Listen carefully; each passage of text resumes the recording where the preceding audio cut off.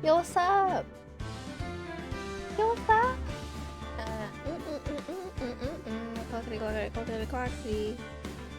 Welcome to another exciting day of court and law and investigations. Who do I think did the murder? Well, I don't think that the killer is also the mastermind. I think the mastermind behind this whole thing is the chief of the police. And I think the killer could be literally anyone else. And he somehow maneuvered this murder. And that's my hypothesis. Maybe the chief prosecutor did do actually the kill because of the chief of police. I mean, that's not as clear. I feel she was just pressured to take the fall for it. I don't think she actually did the killing. But who did the killing then? I don't know. I think the chief of police behind it, and we're gonna find out if that's true today. Oh my gosh, my controller's not working. Let me turn it back on. Why does this always happen? Kind of my controller, it doesn't work. Hello, Nene. What a rare occasion to see you first thing in the first thing of the stream. Usually you come in like the last half. We're doing an investigation today. Oh, okay. I'm so sorry, Mr. Wright. I'm sorry for what my sister said. Drastic crimes require drastic measures. That's just the way it is. We did what we had to do in order for him to get the verdict he deserved. Oh, right, I forgot that happened. That's like really immoral, actually. Like, that's not how the law should work, right? Like, kind of like being a little vigilante style for like lawyers when you think about it. Anyways, I didn't know. I never knew that the Elsa 9 incident was just another name for Joe Dark killings. Sounds like everyone's heard about these killings but me. Lana wanted Dark convicted so badly. That's why she used me. That's why she used what happened to me. What do you mean, what happened to you? It's all there in the file. Joe Dark's last victim was Prosecutor Neil Marshall. When he murdered Officer Marshall's brother, he left behind an incriminating piece of evidence. But what did you have to do with the killings, Emma? On the night Prosecutor Neil Marshall was murdered, Joe Dark tried to kill me.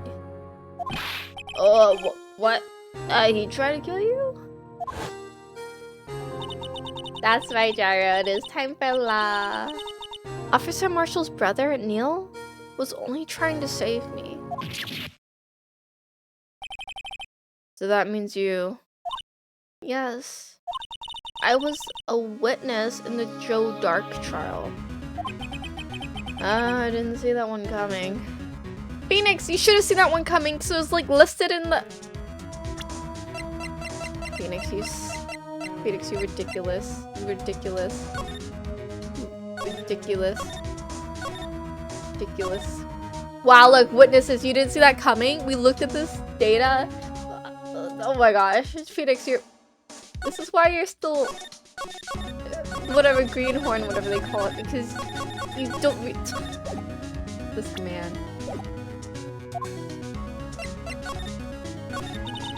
It happened 2 years ago. It was right about this time of the year, too. It was a terrible thunderstorm that day, unusual for the season. I was alone in my sister's office. We were planning to eat dinner together once she finished her work. And suddenly, this terrifying man came bursting into the office. Joe Dark. It seemed like he was running from someone. He pulled out a knife and screamed at me. I didn't know what was going on. Just then, Prosecutor Marshall showed up. Jake Marshall's brother. Joe Dark tried to take me hostage. Before he could, Mr. Marshall tackled him. Then, what happened? I'll never forget it. Lightning struck, and the lights went out. Suddenly, a bolt of lightning flashed outside the window, lighting up the office for an instant. What I saw then burned a permanent picture in my mind. I can still see it now. Permanent picture. Yeah, you're right, Gyro. This is why he's broke. He can't even... Bad lawyer. I don't remember the moment when Dark stabbed Mr. Marshall. You weren't able to testify about that? No, I was only asked about when I was attacked. That must be why she made up the crime. Made it up? You mean provided bogus evidence? The prosecutor's office wanted that guilty verdict so badly. Lana forged the evidence and Mr. Edgeworth used it. Yeah, Edgeworth? Yes, but I'm sure he didn't know anything about it. He couldn't have known he was given false evidence. Even so, that's when it all started. The rumors about Mr. Edgeworth, I mean. It's all my fault. If I could have just testified properly, none of this would have happened. So it's true. Even though you might not have known it. That's so true. Edgeworth mentioned a Phoenix locked in. Reminds me of a certain reptile that we all know. Not me. Edgeworth really was involved in falsifying evidence. After that case ended, Lana was never the same. She became cold like she is today. She must not have been able to face up to what she did. Especially not to Emma. What did you see in the instant that crime occurred?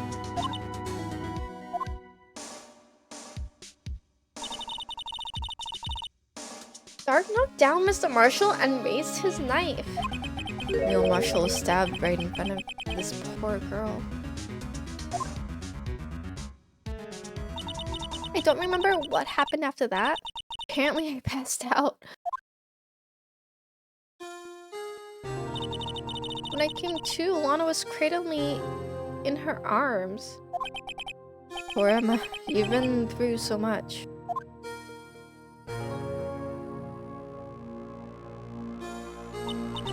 I couldn't bring myself to testify about that instant. I tried, but the words just wouldn't come out. I drew a picture, but it wasn't any good. 2 years ago, you must have been 14. That's understandable.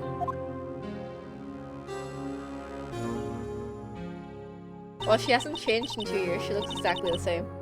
Once it was all over, I made up my mind. I decided that when I grew up, I'd become a scientific investigator. I want to be able to fight crime with my testimonies. And find the evidence to make an airtight case. That way Lana would never have to forge any. Okay, well that last part you just decided to do because you just found out she forged evidence, so that wasn't part of your grand dream prior to like yesterday. Gyro, when I said lock in, I was referring to Shard, whatever Brass's name was said. Anyways, I see. I think I'm finally starting to understand what makes Emma tick. But there's still something that bothers me about that crime. It's something that's puzzling me, Emma. What is it? You said you were in Lana's office at that time, right? That's right. Why then would a serial killer come running in there? Not only that, but he's being chased by a prosecutor? Oh, there's no mystery there.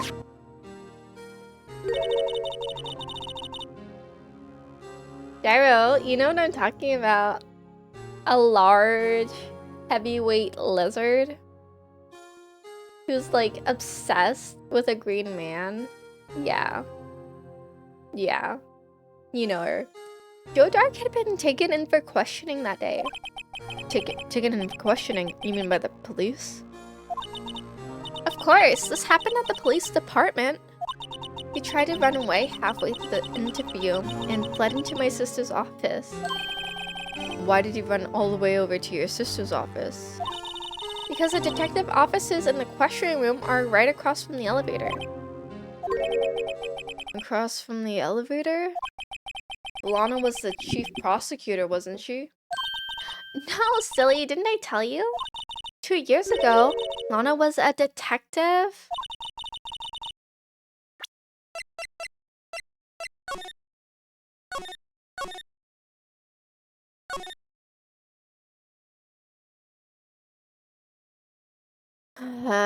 This guy doesn't read any of his paperwork. Look.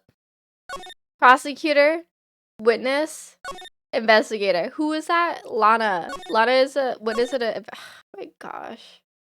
He's so bad at his job. What? That's news to me.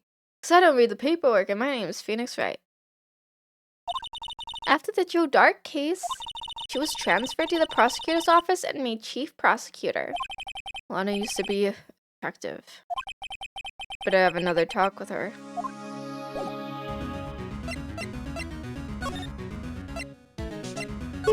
Oh, probably shouldn't have gone here first. Howdy, Bambina. Oh, Mr. Marshall. I never thought things turned out this way when I woke up this morning. Yeah, Sarah, you never know where life will lead you, Bambina. Should've known my luck had run out when old Billy dried up this morning. Billy? Must be his pet cactus. Say, where are you headed? It's over to the prosecutor's office for a little interrogation. It's a voluntary appearance, but we all know I won't be coming back. Sorry, but you can't go in the evidence room today, partner. But Mr. Marshall, why did you do it? Why did prospectors head west? If ever there was a case I needed to know the truth about, it was that one. Before you turn yourself in, Mr. Marshall, would you mind telling us exactly what happened? Looks like I won't be getting a steak lunch today. Yeehaw! Haha!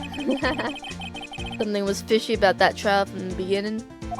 It wasn't just me either. All the detectives thought so. What do you mean fishy? Some of the facts reported were inconsistent with the evidence we found. For example, the murder weapon. The murder weapon? The switchblade knife with the broken tip? That was Joe Dark's alright. But in the initial autopsy report, a question was raised. A question? Gyro's swooning. Gyro thinks he's so handsome, she's swooning. Look at her. The blade of the knife was not a perfect match with the wound the victim sustained. Oh, what does that mean? Phoenix, use your mind. Use your brain. It means there's a good chance that knife is not the murder weapon. However, in the report that was finally submitted, that possibility had been erased. By the chief of police, I'm telling you. But the facts have been concealed with forged evidence. That case left behind scars on all of us. The scars that the SL9 incident left behind. I got the looks, but he got the brains. Was one of the best prosecutors around. I had just made detective when it went down. It was our first case together. How old was he, your brother? He was 27 at the time. Awarded the highest honor that very day. The highest honor? You mean the King of Prosecutors? I knew it. What are you looking at me like that for? That's an honor for a prosecutor. Mr. Marshall must have really been close with his brother. The day the SL9 incident took place, that wasn't the same day as...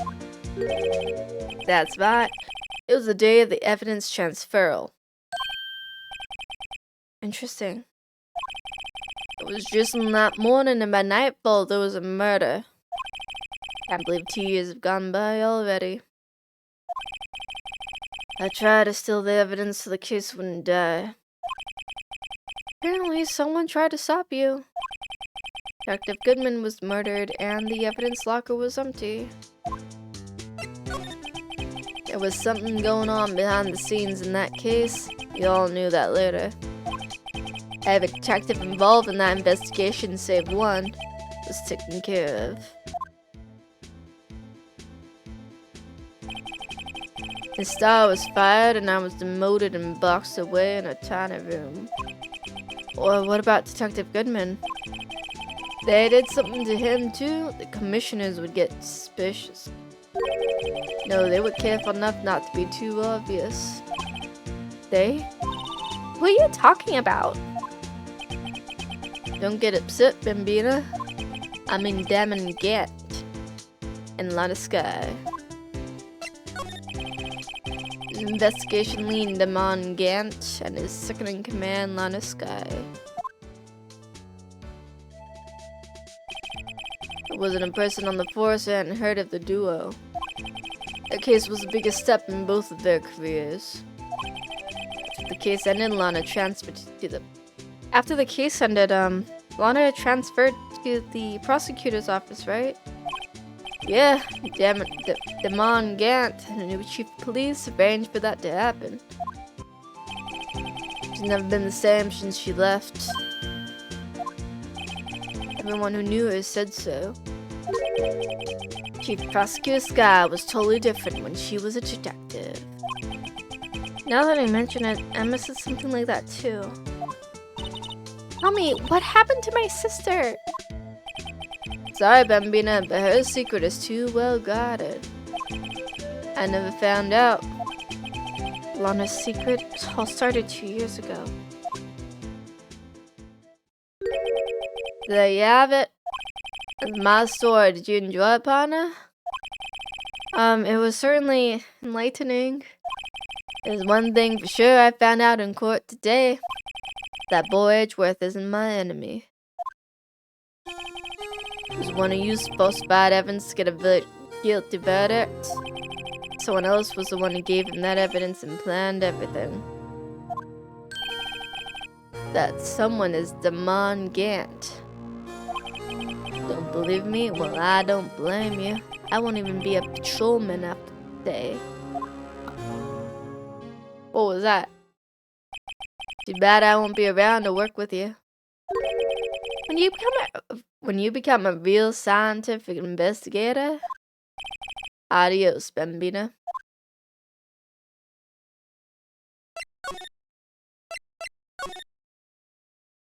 Dude, I knew it. It's the chief of police. I knew it since the moment we met him.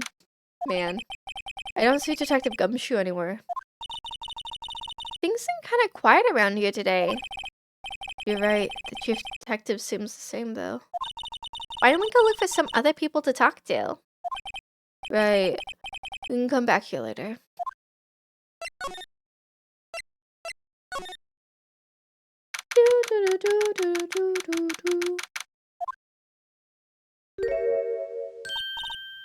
Lana!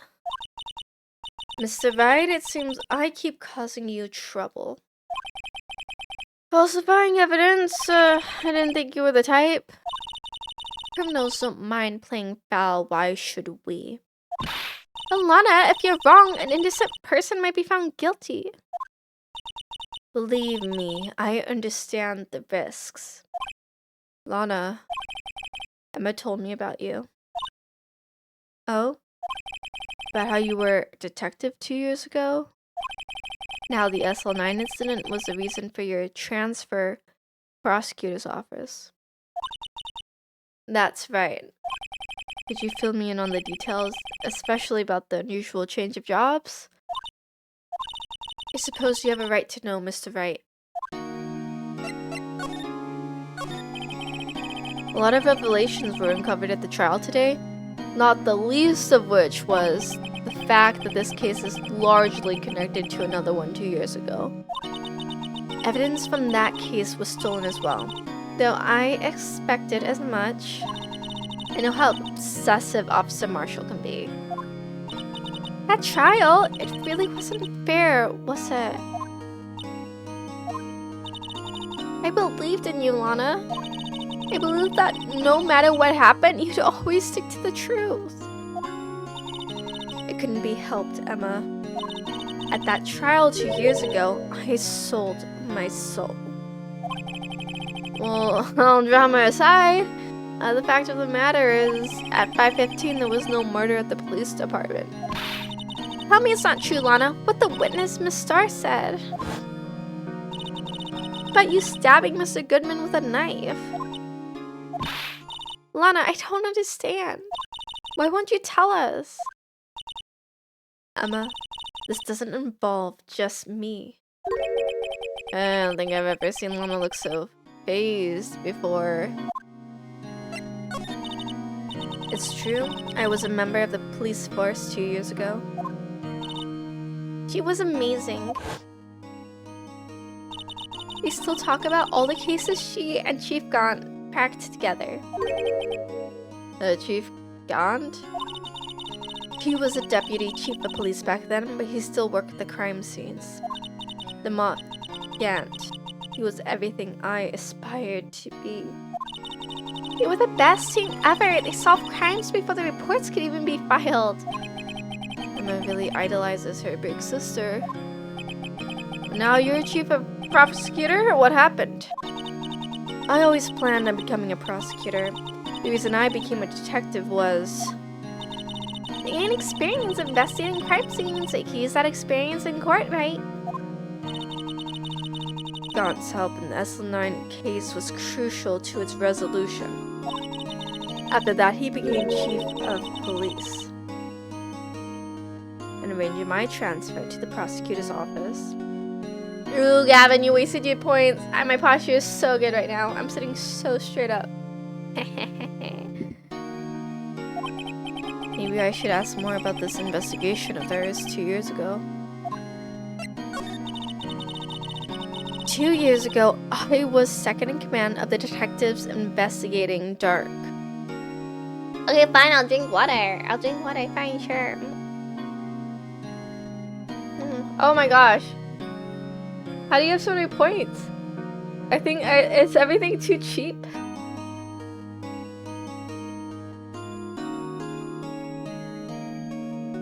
Okay, everyone, time to stretch. Get your backs a-crackin'. Let me put this down. On my back. You have 88k points? How do you have so many? Throw some down the fountain or whatever. Gosh. I don't know what to... Gosh, I should make more points rewards, but I can't think of anything.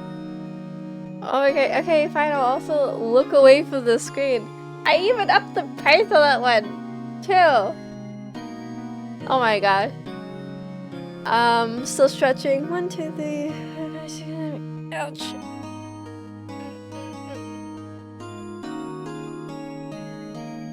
I'm really bad at counting the 20 seconds because I lose track when I'm stretching. And also when I'm like talking, I can't count. Has it been 20 seconds? I'm gonna say yes, probably. Oh, my back. I need to just like crack it like one of those. Oh, you know the what's it called? Those glow sticks? I need to crack my back like a glow stick. Oh, that's actually a little scary. Maybe not to that intensity. All the goop would come out. Gyro, I was trying to get Gavin to put his flowers in the fountain. I wanted to make an animation for this one. But I think that because I would have to draw water and flowers and a fountain, I think that's why it's... I just put it off. Also, there's so many other things to animate. Oh, what if when I do my animations, I just don't color anything, ever? What if I just don't color anything? Ooh, that's a compromise I could do. What if I also don't final line anything? What if I just sketch it? Put a a flat color on it and just, like, that's it. I could do that. It's a little scuffed, but it might be more exciting than those little treasure boxes that pop up on the screen. I could do that. I'll think about it more. I started one for one of them, but I never finished it yet. I only did the rows. I hate cleaning lines because at TV Paint, it's like, I wish we had vectors on TV Paint, which is really not what TV Paint is for. TV Paint's more for like the hand-drawn look, the like painterly style. But I want to use vectors. I wish it had vector stuff. Ugh. Okay, I got distracted. Let's get back to the game. Did I read this already? Maybe not. 2 years ago, I was second in command of the detectives investigating Dark. Second in command? That means the investigation lead was Damon Gant, right? Yes, Deputy Chief Gant and I shared the same office and the same investigations. We even had the same office. We led a team of the best detectives on the force. Detective Goodman, whose case it was, Jake Marshall and Angel Starr. It was the first time Marshall worked with his brother, who was quite gung-ho. Without a doubt, Joe Dark was the serial killer. Okay, Gyro, Clip Studio has vectors, but then I have to buy the animation version, and that's like, isn't that like $200? I don't have that kind of cash throw around willy-nilly. I don't know, you try to provide a solution, but it's expensive. I only have normal Clip Studio. Maybe I should think about it. I don't know how to use the vectors in Clip Studio. I should probably figure that out. Yeah, okay, Gyro, 1 second isn't enough. 1 second isn't enough. Ow. I want infinite seconds. We asked him to come in for questioning. We were desperate for evidence. That was when his final murder took place. Oh my gosh, yeah, you're gonna teach me? You're gonna teach me how to animate in Clip Studio? Because you're so familiar with animating in Clip Studio? Oh my god. When he tried to murder Emma. Prosecutor Marshall was trying to save me from Dark. You see, the first person who happened upon the scene of the crime was me. Now you tell us. Damon Gant and Neil Marshall were the ones questioning Dark that day. The investigation was in its final stages, and Dark must have suddenly panicked. So he waited until Gant and Marshall let their guards down, then fled the room. From there, he ran straight to the office shared by Deputy Chief Gant and myself. That's where he found me! So you were the first person to run to the scene, Lana? It appears so. I was filing some papers while Gant and Marshall were questioning Dark. When I returned to my office, I saw 3 bodies on the floor and smelled blood. 3 bodies? Prosecutor Marshall, the victim Emma who had passed out, and the suspect, Joe Dark. During the struggle, it seems Mr. Marshall struck a final blow before he died. Joe Dark had incurred a minor concussion and lay unconscious. What did you do? To be honest, I panicked. I picked up Emma, carried her out of the room, and just held her. I can't blame her. After all, her sister must have gone through. After that, I placed Dark under immediate arrest. Let me get this straight. You were all involved in the SO9 incident? That's right. Quite a coincidence, I don't buy it. You broke your 23 stream streak 3 weeks ago? So that was in April? That's crazy. Oh wait, you did go on a trip in April. That's probably why. Yeah. Who's gonna go join and watch a Twitch stream on a vacation? Think about it. Wait a minute. No, that makes sense. Yeah, that makes sense. What are you saying? There's no way everyone involved in this trial was also involved in that incident. Just by chance. But that case was solved 2 years ago. At least one person went to extremes because they didn't believe it was truly solved.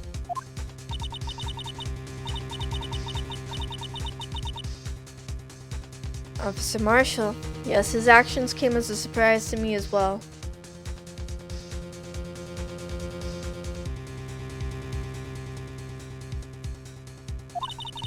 Ever since his brother died, he's changed completely. I guess he wasn't convinced with the ruling against Joe Dark. Life doesn't end with the closing of a case. Everyone has to live the rest of their lives with their memories. That case just might not be over yet. Emma was assaulted by Dark at the police department, right? Yes, in the office that Damon Gant and I shared. The office that Mr. Gant now occupies by himself. The chief's office. That's suspicious. I bet there's a clue in that office. Because why did he get rid of Lana so quickly after the trial? He's guilty of a crime. Maybe we should have looked at the chief's office, the site of the final SL9 murder.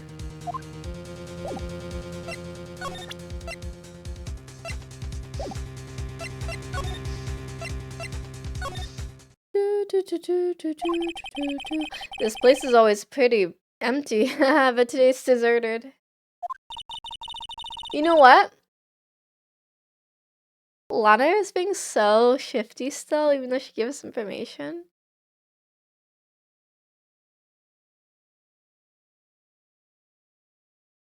I think there's something else she hasn't told us, probably.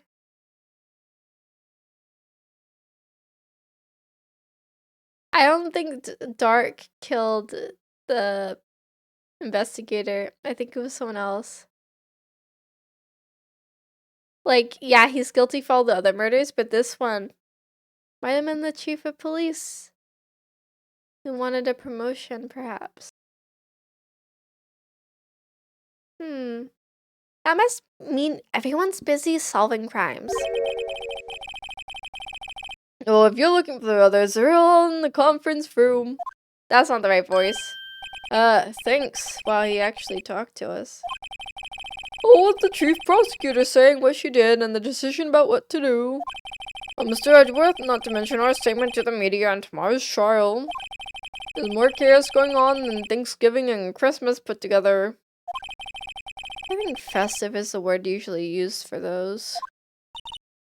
Sir, we'd like to have a look around Chief Gant's office.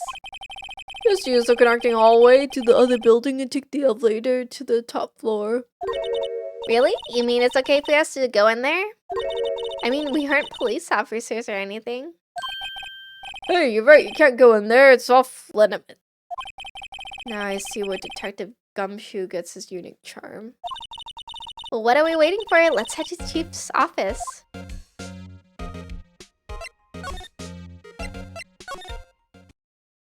What is this ridiculous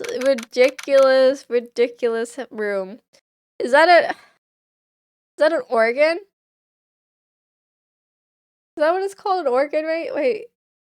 The piano that's an organ? It's called an organ, right? It's ridiculous. What is he, some sort of supervillain? What is he, the Beast in Beauty and the Beast? Oh my gosh. And he has a painting of... Not painting, a photograph of, like, the photo of the guy getting the award 2 years ago. And he has a weird pot. The weird pot that we put back together is probably his pot, because it looks like he likes weird pots. Like, that pot doesn't make sense. It's artsy. It's abstract. Normal people don't get weird pots. It's either artsy people or our odd people or super villains. Ooh, stained glass. Oh, whoa, where am I? In the chief's office, silly. At least that's what it said on the door. I call that pipe organ. That's real, isn't it? Oh, it is an organ. Pipe organ. Hey, I used to take organ lessons in kindergarten. They used to call me Little Miss Back. Thought I was a genius until they tried teaching me notes.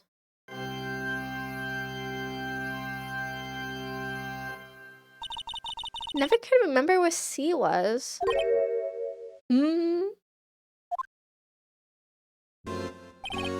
Oh, it's you two.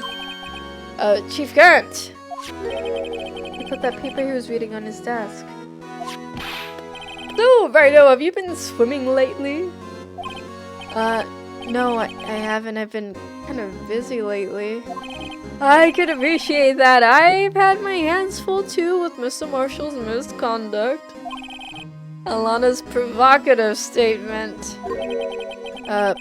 Provocative statement? Oh, you mean about the forged evidence? 2 years have passed since that incident. My, how time flies! See that big picture on the wall over there? Who's that guy in the steel suit? Oh, that's the pot that broke. I knew it was this pot. That's a picture of Lana, Neil, and me. So this is Mr. Marshall's brother, Prosecutor Neil Marshall. We took a commemorate our work together. Something's not right with this picture. Yeah, like why is there a steel suit armor? This sword. And that shield looks broken actually still.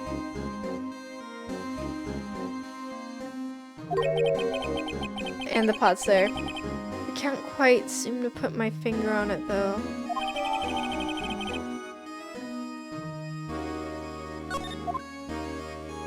He probably knocked him out with the pot and then stabbed him in the back after he died to blame Dark. Anyway, I'd like to reminisce all day, but there are matters that need my attention. I'm going to lock up here, so let's go out together. Oh, this office, it was a crime scene 2 years ago, wasn't it? That case has long since been over. There's no need to investigate it anymore. All the same, we'd still like to have a look around. Perhaps you didn't hear me. I said there's no need to investigate it anymore. Now hurry up and get out. I have a meeting to attend. Okay, we just gotta memorize that room. Looks like we aren't welcome. Seems our case isn't over with yet after all. What do you mean? Chief Gant denied our request to search the crime scene. I mean, since there must be a reason he doesn't want us to look around in there. You mean like a clue? There's gotta be a way we can get into the inside the chief's office. Maybe she has a key.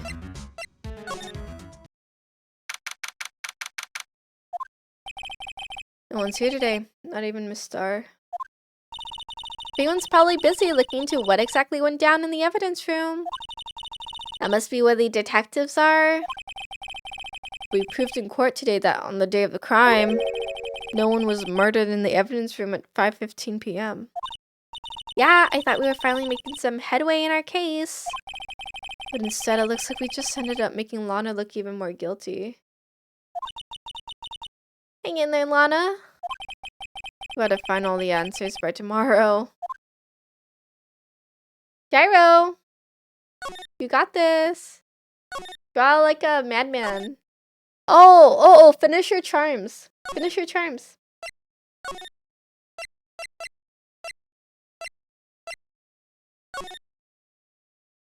Finish your charms, please.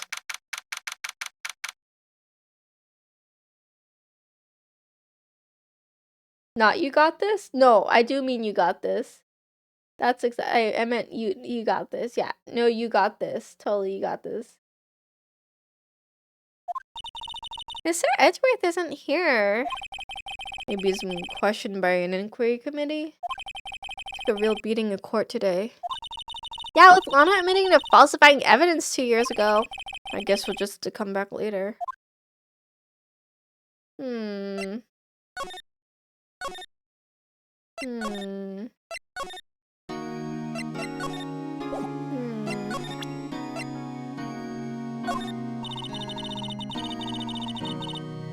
Attorneys and prosecutors have no business showing evidence outside of court. It's taboo, especially when the interests of both parties are involved. He really means it. Lana! Oh, that sounds like she's not gonna do anything about this.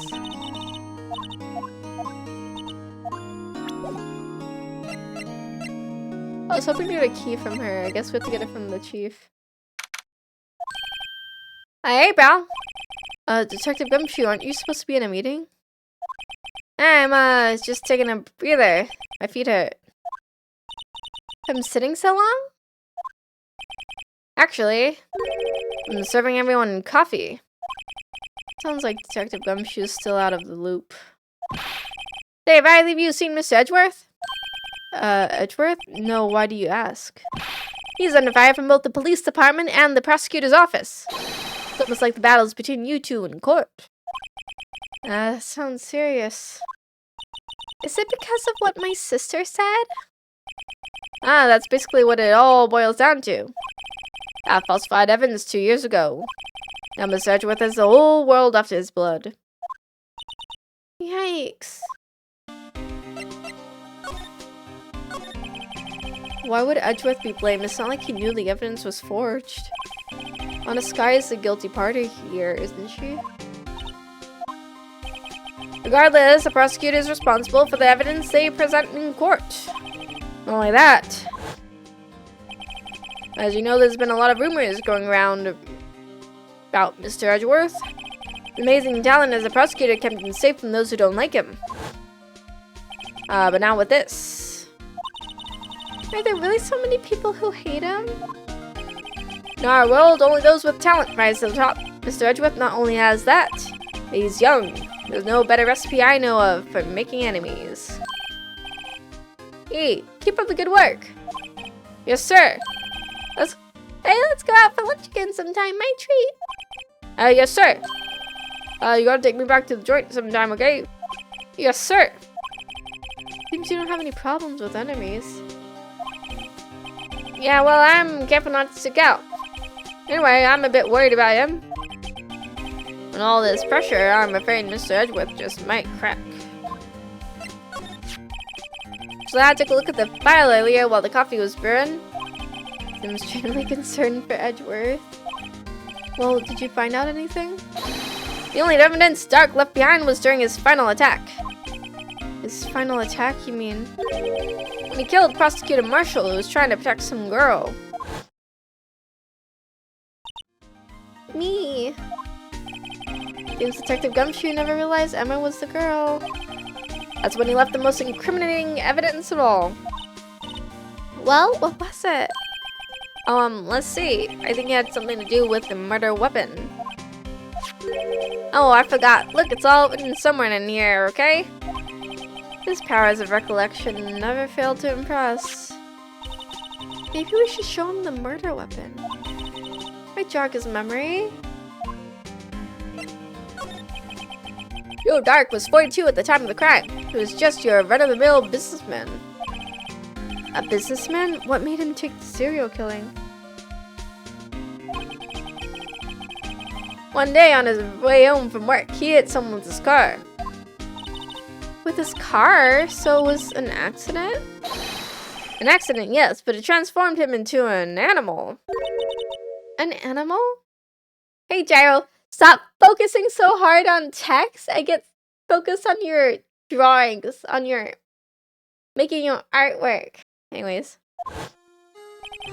He killed the man that witnessed the accident. Then he killed the lady who saw the second crime. The kid walked by just then, so he killed him too. Then when he was burying the bodies, the jockey came behind the scene and was killed as well. Finally, he turned himself in. Seems a pretty careless animal. Of course, this is all conjecture. There wasn't a single shred of evidence. So he turned himself in. Yes, but in the middle of his questioning, he fled and murdered his final victim. Prosecutor Marshall. Our crime was witnessed by someone too, but luckily Dark was arrested on the spot. Good thing that last witness wasn't killed. That last witness. AKA Emma.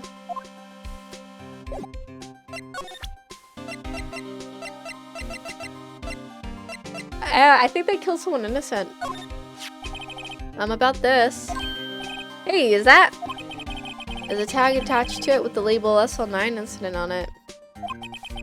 I believe this would be the broken murder weapon you were speaking of. What are you doing with that? Ever since the case was closed, that knife's been locked away in a locker. On the day Detective Goodman was murdered, this suddenly disappeared from his locker. It was found in Mr. Edgeworth's car muffler. That's it! Now I remember what the incriminating piece of evidence was. When you showed me that knife, it all came back to me. Oh, what is it, Detective? Quick, before you forget again.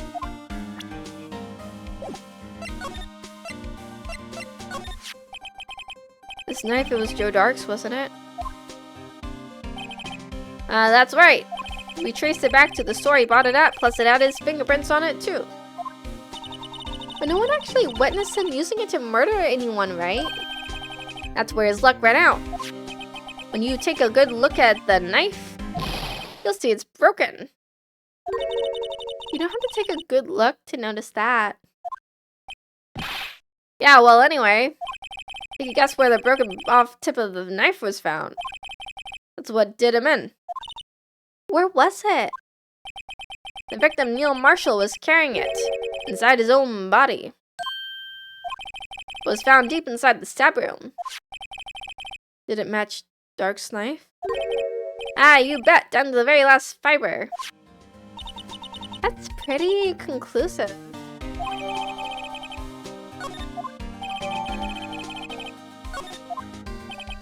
Well, there you have it, in a nutshell. That's all I know. Can I ask you one more thing? What is it? If it's the money you need, you should ask Chief Gant.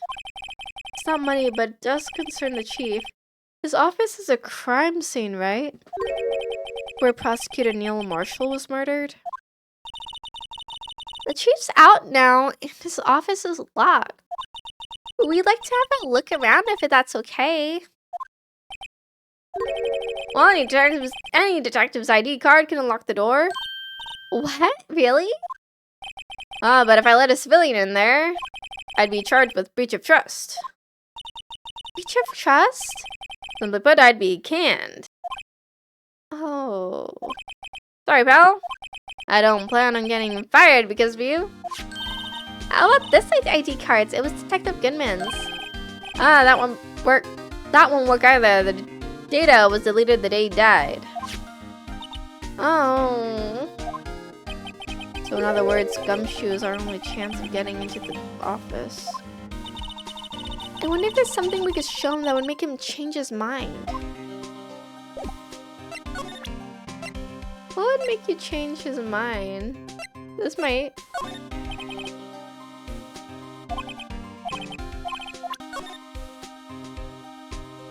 Why did they take a picture behind that metal statue? And the fact that the knife of the prosecutor award is like broken off, just like the knife that was stabbed in him, is kind of poetic, I suppose.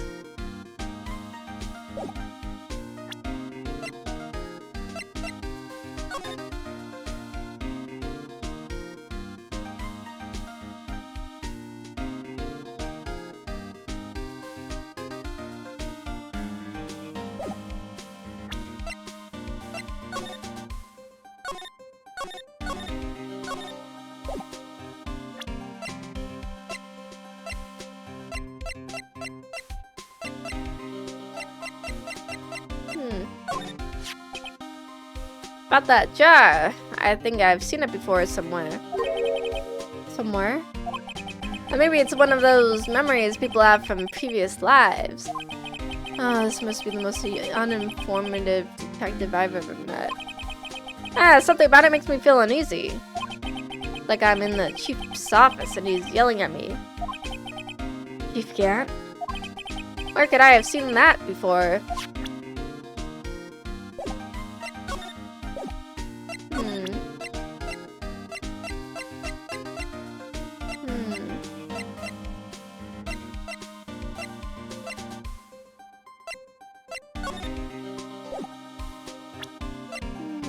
Will this convince you?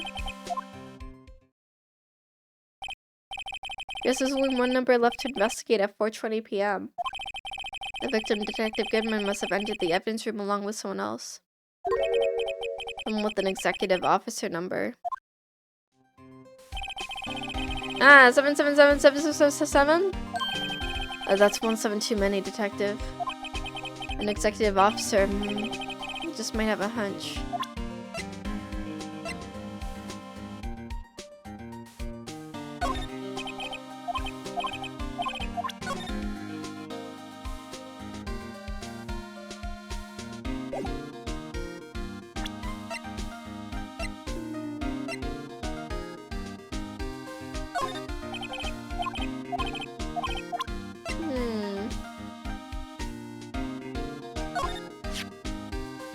No locker can be opened without a fingerprint match.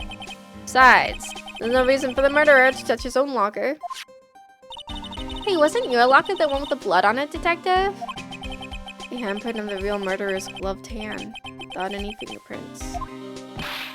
Sure, if they come to arrest me, you'll defend me, won't you? If that happens, I think you'll do better pleading with Edgeworth.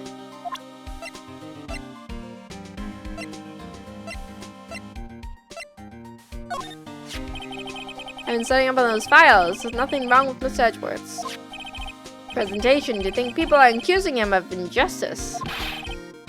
I, for one, ain't buying it, pal. You're looking into this case for Mr. Edgeworth? Yeah, it was a pretty big deal while it was going on, you know? After all, the serial killer was on the loose. Well, Anna was pretty clear in her confession. She forged evidence in order to prove Joe Dart guilty.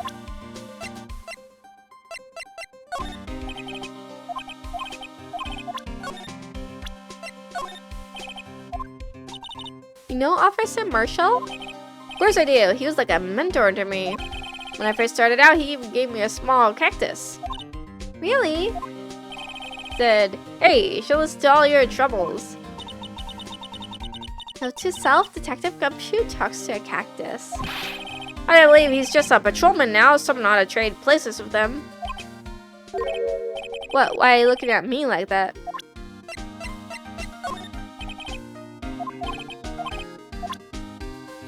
I showed him everything on this slide. It has to be one of these then. I'm gonna have to show him everything. I don't want to show him everything. No. Detective, here's my attorney's badge. You show this to me every time we meet, pal. Real men show their police badge, enough said. I wish I had a badge. Even an ID card would be nice.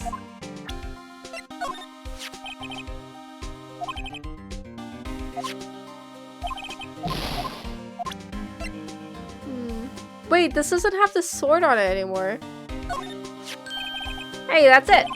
That's the King and Prosecutor's award that Mr. Edgeworth got the other day. Wait, we already read this dialogue.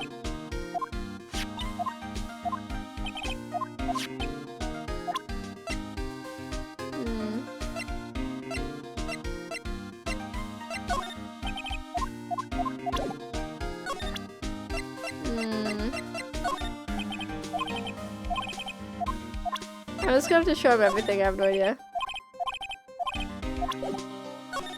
What's gonna let us into that room?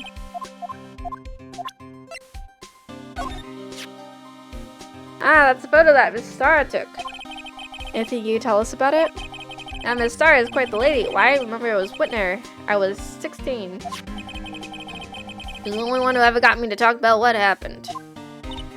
16? That's how old I am now. I wonder what happened. Wonder if Detective Bumtree wore a trench coat in high school too.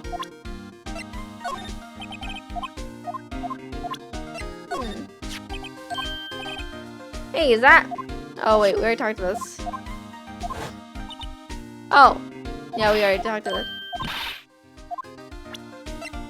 Oops. Now I can go around detecting blood traces too.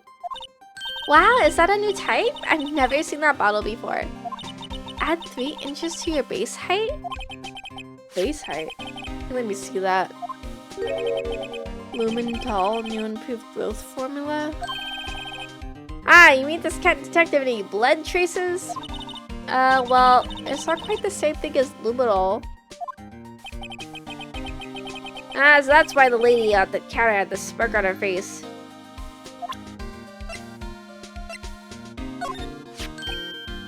Hey, that's powder used for detecting fingerprints. Yeah, Mr. Edgeworth gave it to us. You did what? All I have is some flour. Are you okay, detective? Quick, run! Achoo!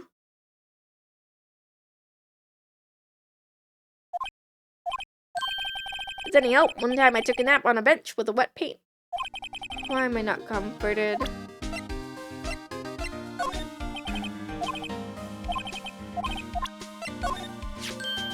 Oh, last item report, huh? Dang, pass it, detective. You knew what it was right off the bat. Ah, well, I am a massive misplacement, you know? Master, that has such a cool ring to it. Where I see it, if things are meant to be lost, then they're meant to be lost. There's a higher power at work here. Wow, a higher power.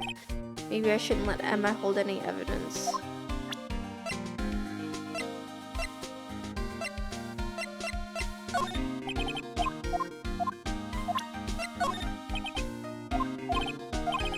Okay, so we looked at everything here. We looked at everything here. We looked at these. Oh, I don't want to talk about that again. We looked at those. We already did this.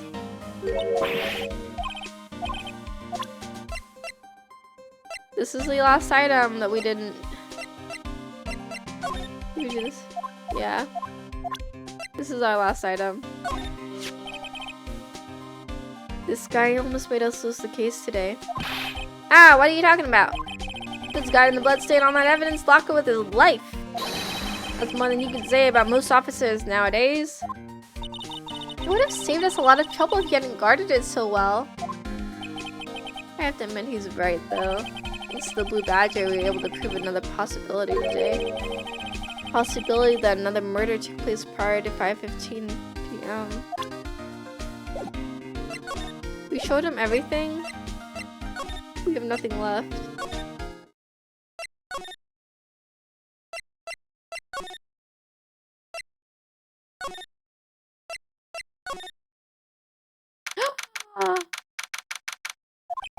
And what if Edgeworth is back yet?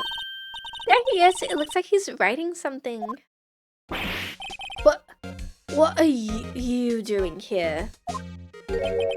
He sure was quick to throw that paper on the floor. Oh my gosh, was he writing a letter? Perhaps a love letter? Anyways. Tough day in court, huh? I've had to live the past 2 years with rumors flying around. What's another allegation to me? Cheer up, Mr. Edgeworth. I'm rooting for you. That's Edgeworth for you. Always trying to hide his real feelings. So what do you want? Unlike some people, I don't have all day. There's no excuse for what I've done.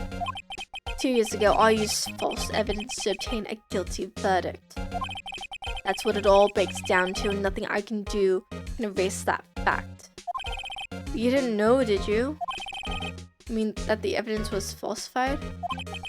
The police department and the prosecutor's office share a bond of trust. If that bond is broken, we stand to lose everything. The police department's error is my error, my responsibility as a prosecutor in charge. The fact remains the same no matter what excuses I might have. Mr. Edgeworth, I take pride in my work. So tell me why? Why has it all come to this? Even Edgeworth can't keep this kind of emotion bottled up. Oh my gosh, Edgeworth, you're being so edgy. Are you up for the trial tomorrow? First last year's trial and now this one. It seems all you do is worry about me. To be honest, you're getting on my nerves. But Mr. Edgeworth, you can't just walk out on the trial. Tomorrow is the last day. It's too late to change prosecutors. I'll bet that's what my superiors are banking on. I never thought that the case would come back to haunt me like this. What do you mean? The list of evidence, it seems too short. Most lists run twice as long. Only half as long as most lists? That is odd. After Neil Marshall was murdered, I became prosecutor for that case. I may not have been part of the investigation, but I knew what I had to do. Use the evidence I was given to prove the suspect guilty. That was really the only thing on my mind at the time. Hey, we just saw a picture taken around that time. That picture, something seems strange about it. Could you tell us again about what happened that day? The day Detective Goodman was murdered? You were participating in a ceremony over at the station, right? I've never cared for ceremonies, but I had to attend this one. Because you were awarded this? Where's the sword? It's missing. Those receiving awards can't exactly skip out on the ceremony. I finished up at the office in the morning, then drove over to the police department. You finished up at the office? Yes, just odds and ends clerical stuff. I didn't plan on returning to the office that day. That is, until I was asked to take something back. Take something back? This. Oh yeah, Chief Gant asked you to hold on to that, didn't he? Yes. It was a piece of evidence in a case that was closed half a year ago. He asked me to bring it back to the prosecutor's office. That's the story we heard yesterday. So you came back here to the prosecutor's office because the chief asked you to? That's right. Suspicious, chief of police, everything's pointed to you. This picture was hanging on the wall in Chief Gant's office. Prosecutor Neil Marshall? He had just started making a name for himself. Looks like this was taken when he received the King of Prosecutors trophy. Speaking of that, there's something that bothers me. Yes? The trophy Mr. Marshall is holding? It's a little different than yours. Yes, you're right. I remember now. Remember what? That was the official prosecutor's trophy looked like until 2 years ago. There's a story behind its design. A story? Sounds interesting. Would you mind telling it to us? It's simple, really. Contradiction, that's what the award's based on.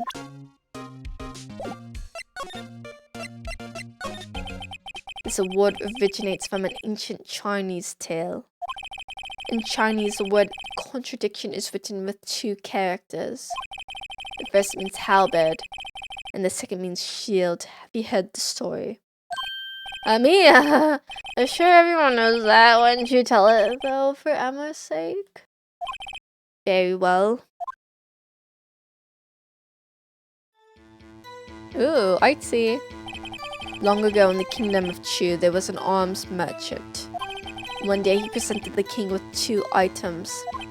The first was a halberd he claimed could slice through any shield or armor. The second was a shield he claimed could withstand any weapon. Wait a minute. Those claims contradict each other. Very perceptive, but then again, you've heard the story before, right? Anyways, you mentioned the very descriptions of these items discredit them both. When the king pointed this out, the merchant was left speechless. And thus the Chinese word for contradiction was born. I don't believe this is real. It could be. Oh, I see. So the chipped shield and broken knife symbolize... Precisely so. They symbolize the merchant's weapons. The ancient tale ends with the merchant at a loss for words. But it's in all nature to pursue matters to their conclusion. Even if it results in something as ugly as this. Wow, thanks, Mr. Edgeworth. I learned something new today. That's funny. If that's so, then why were you only given a shield? You'll have to ask Chief Gant. 2 years ago, he had the halberd part of the word abolished. Chief Gant.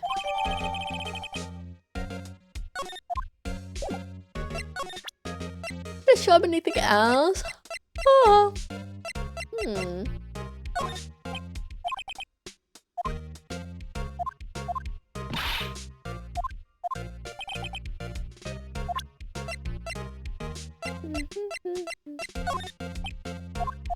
He always looks so upset. Look at him. Always mad at us. Okay, fine. I'll stop showing you evidence. I'll go back to the other place.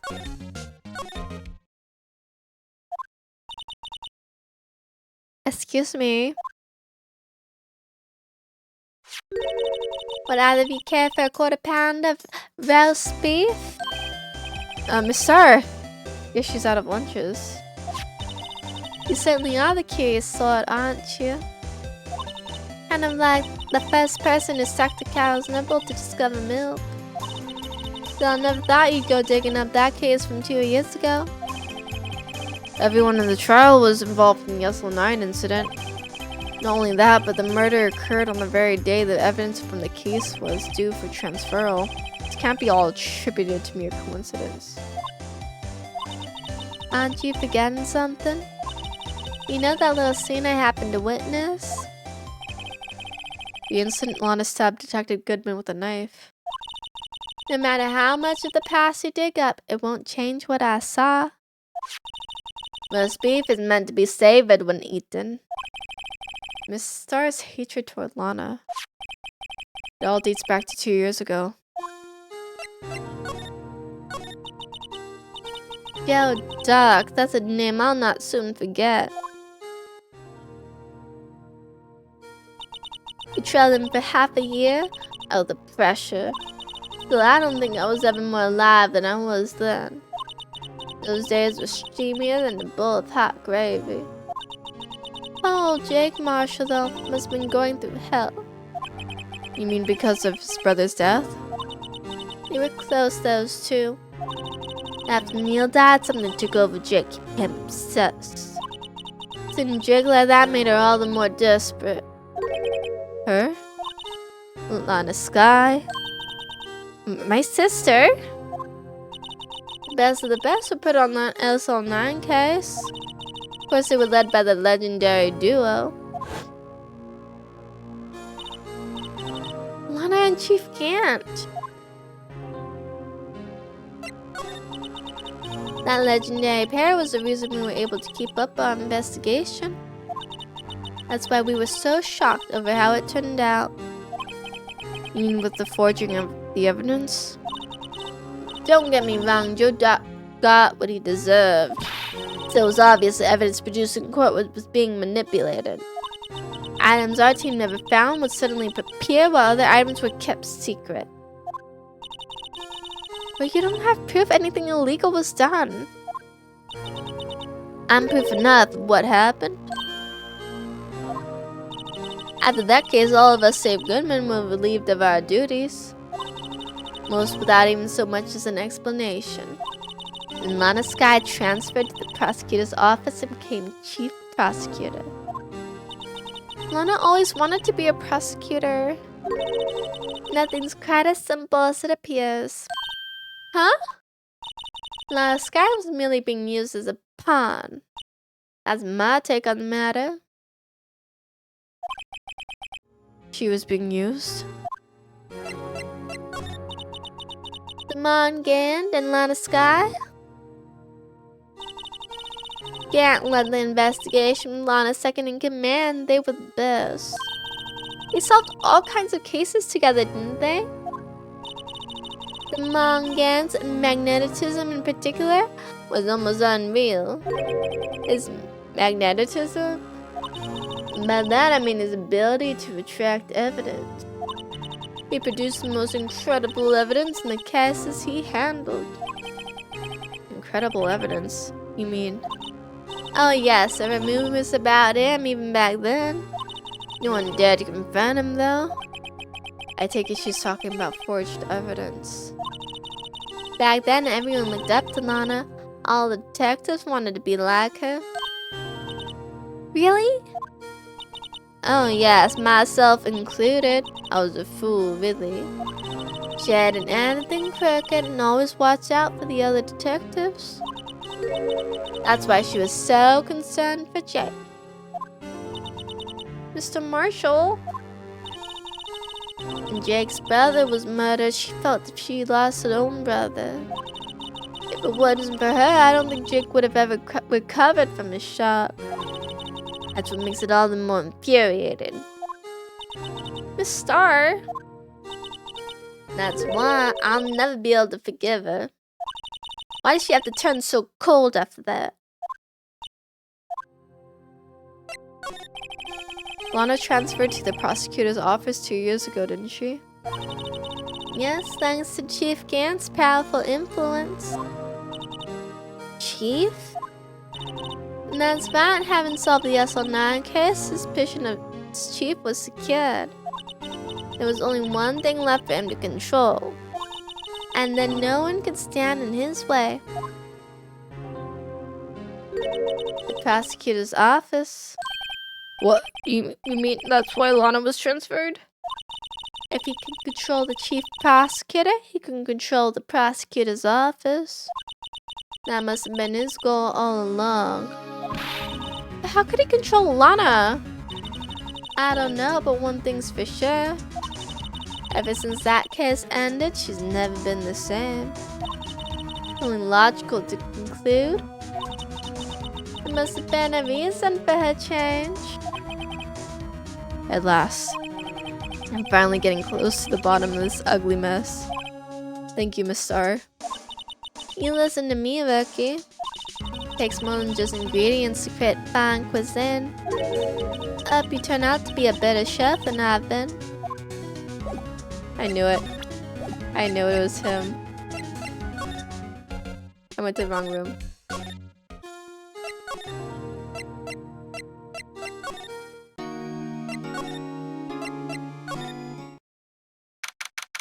Traveling the world here as I misclick. Ah, you're back. You're still here? Yeah, I gotta make 150 copies of these files. Brewing coffee, copying files. I'm turning into a regular DJ. You're a DJ as well? I'm not mistaken, I think he means desk jockey. Oh, that DJ. I gotta admire your persistency, but my answer is still no. I'm not letting you into the chief's office, period. It'd be my neck on the line. The office is the last crime scene in the SL9 incident. I have to take a look in there. There's gotta be something we do to make the detective change his mind.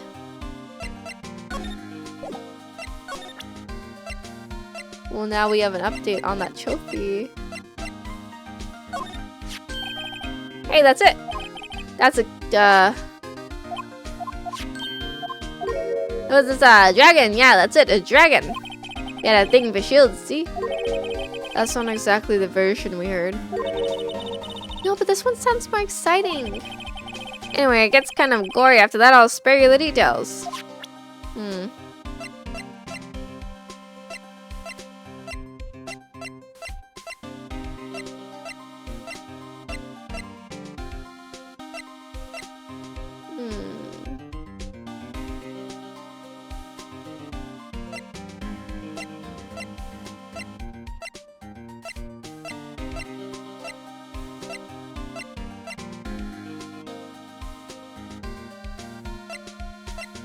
We already showed him everything.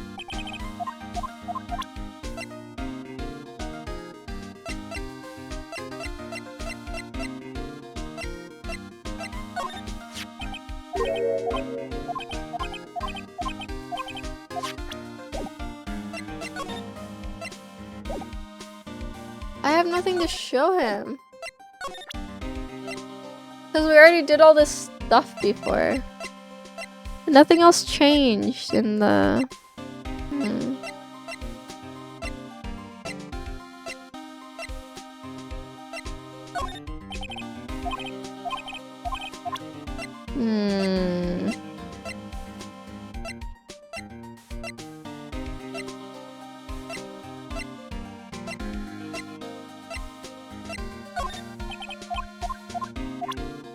I guess we could just do everything again just to make sure. That's not smart.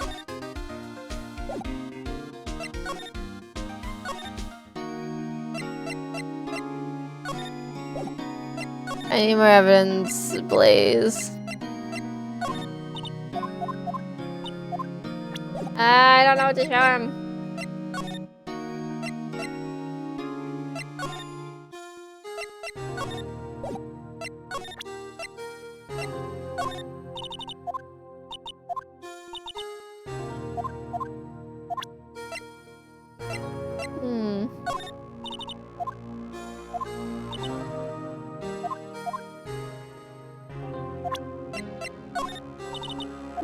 Okay, I guess she really doesn't have anything else.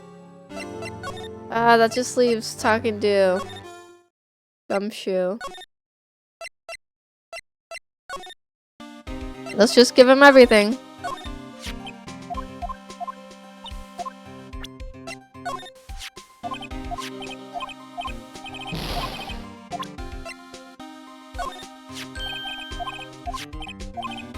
Alright, so it's gonna be a bit of button mashing for a minute.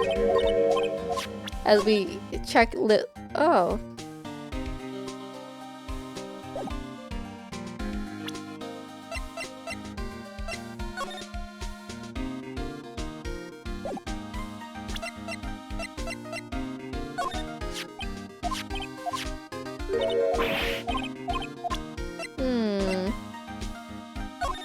Presenting everything until something happens.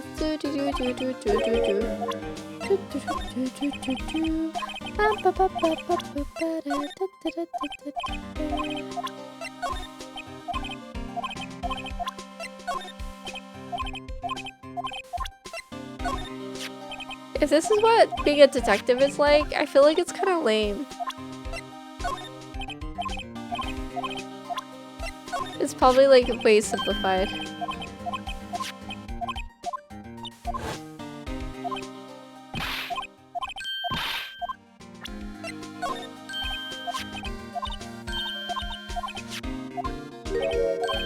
Looming tall, not luminol. So sad for him.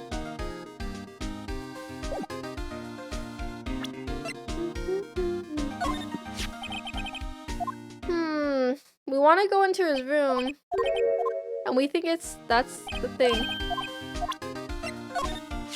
But how do I get him to say yes? How do we get this guy to say yes, I'll let you go in that room? We don't have any evidence.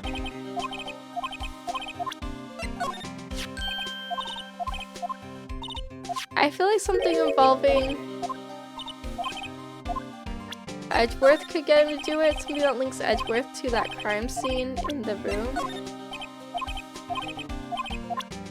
But I don't really have anything like that in my pocket.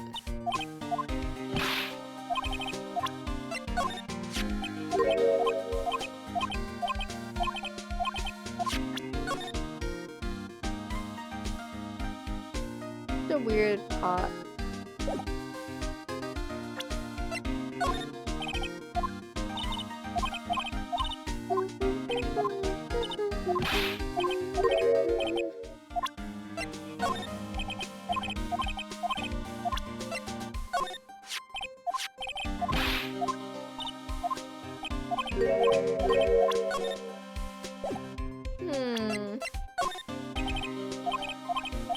Just the photos last and he's not gonna do it.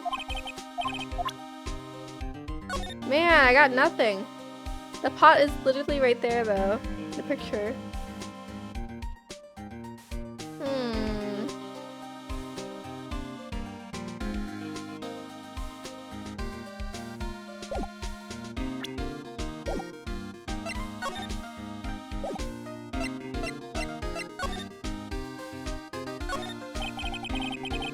That must be the chief detective. He's staring at the screen so hard it might shatter. What? That guys may have been fabricated? That's what I thought all along. Just never bothered to tell anyone. Oh, there's a guy who cares about his work. Hi. This is a police mascot, is it? Ah, the police Blue Badger, the future star of the police force. The design's a little changed from the one outside. Well, the Dancing Blue Badger TM is still in development, you see. You have it trademarked? Oh, we've read this dialogue before.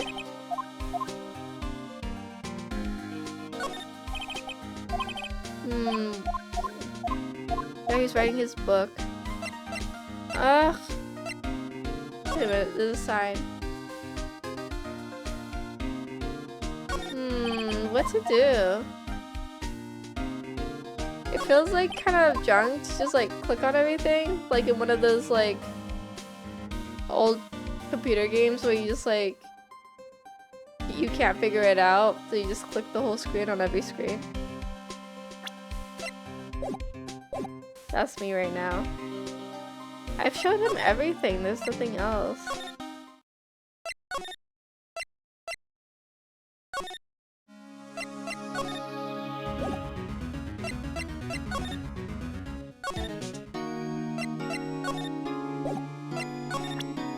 He doesn't take evidence.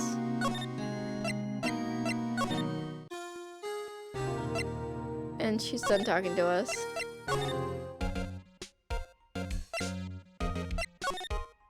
Let's look at that paper. I wonder what he was writing before. Come on, Mr. Wright. Let's take a look. Are you crazy? Edgeworth is sitting right there. Just distract him. I'll check it out. Hey, Edgeworth. Is that Detective Gumshoe out the window there? Oh no, he's falling to the ground.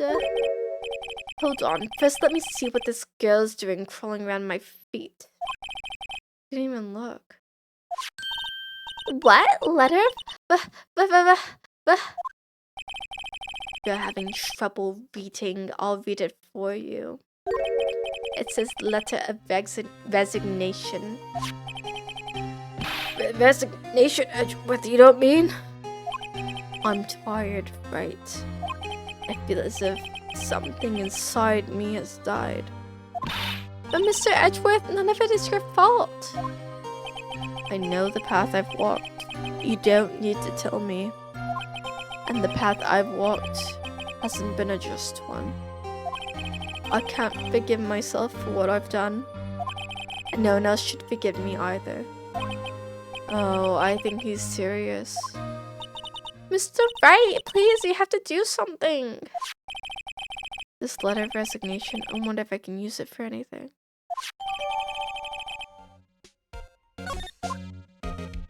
Oh, he ran off. Yeah, he's so dramatic.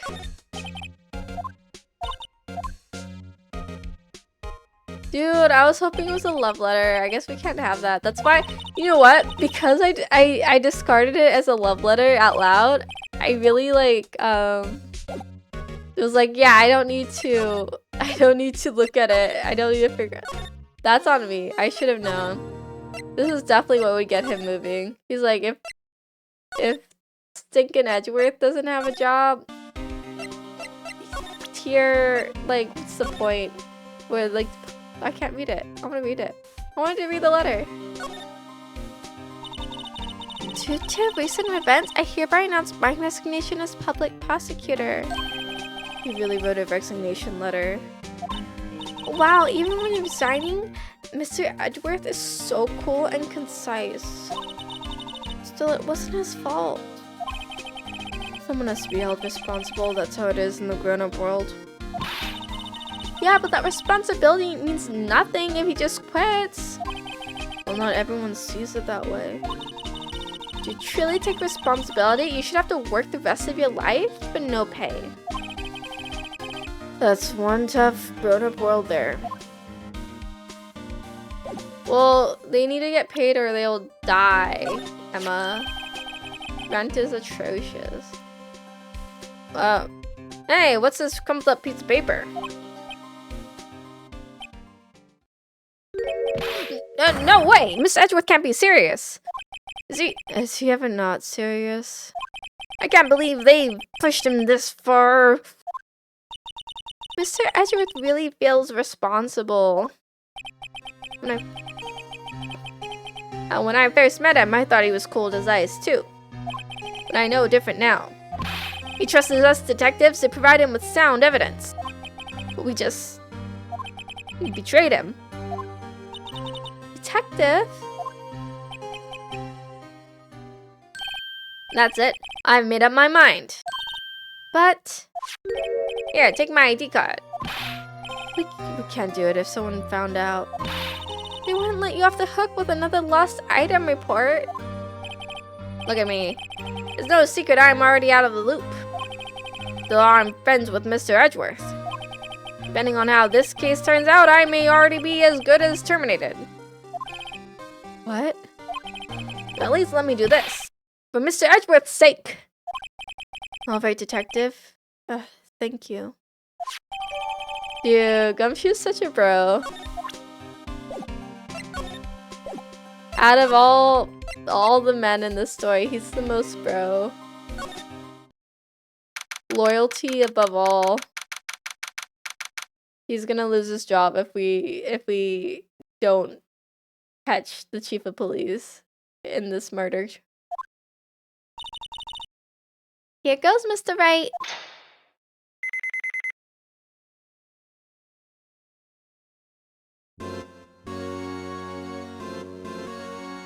Dude, this place looks ridiculous.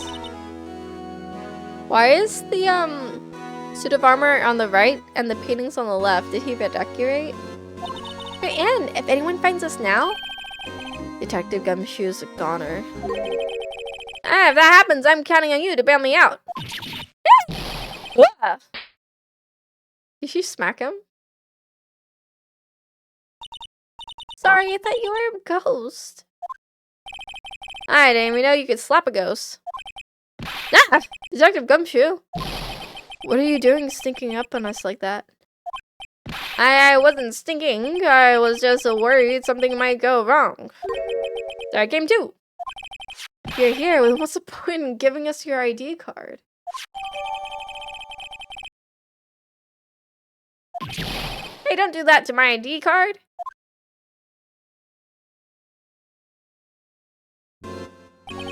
I hardly ever get a chance to come in here. So I figured I'd have a look around myself. Besides, we're all in this together now. You really do want to get fired, don't you? Not if we're lucky. Now come on, let's see what we can find out. I've got a bad feeling about this. A desk on the other side of the room. Was that your sister's? Yes, that's where I was waiting for Lana. On that day 2 years ago? Is anyone using it now? No, sir, this is entirely Chief Gant's office now. He practices a strict policy of preserving the crime scene. That's a strange reason to leave it there. Leaves it as a warning to everyone else who wants to always be alert. Told us so himself at our New Year's party. Of course, he was pretty intoxicated at the time. I see. Ever since Lana left, no one ever touches that desk? No one except Chief Gant and the cleaning lady who's here each morning. Still 2 years have passed since that incident. There can't possibly be any clues remaining. Can I ask you something? Sure. You only came here to look around, right? Because it's one of those SL9 crime scenes. I mean, that's your only reason for coming here, isn't it? Why do you ask? You don't think? Nah, you wouldn't be. Nah. No, there's no way. Never mind. Don't worry about it. Okay. Now let's take a look around a bit more. Hey, hold on. Not so fast, buddy.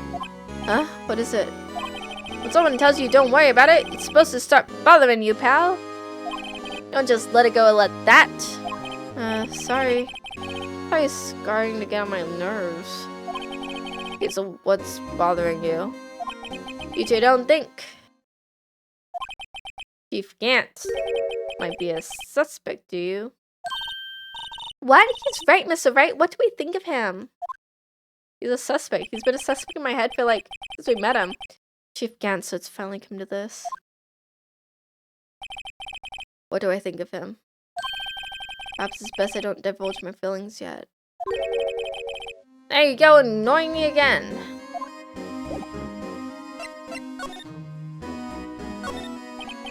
This is the real deal, isn't it? This armor and these weapons. Sure is, pal. The chief doesn't care for imitations. First the pipe order and now this armor.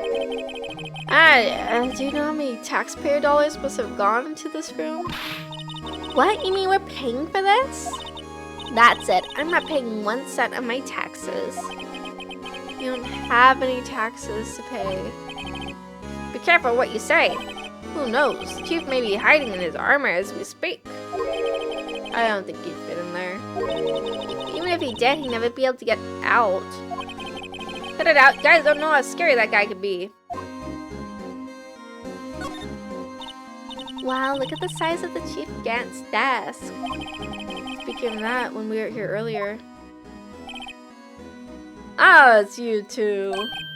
Chief Gant. He put that paper he was reading in his desk.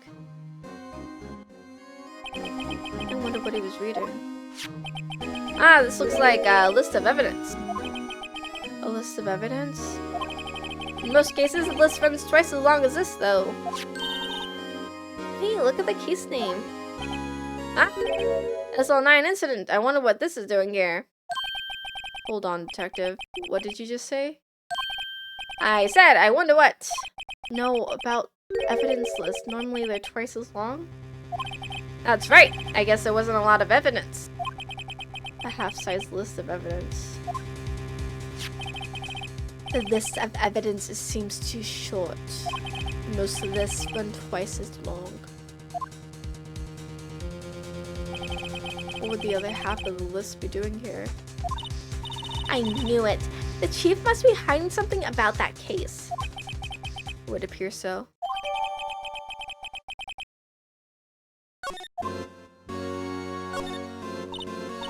Oops, I clicked it again.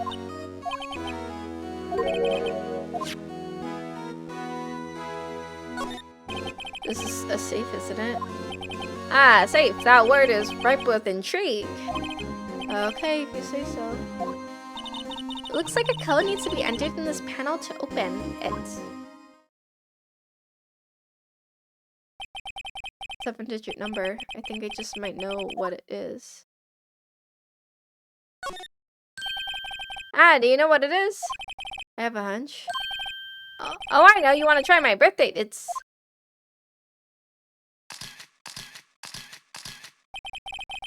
I have a bad idea. Here goes nothing.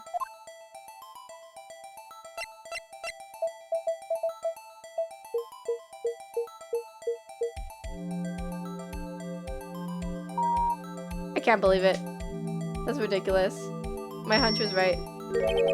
Bingo. What number did you enter? Whose birthday was that, pal? 7777777, the final ID card number on that record. What?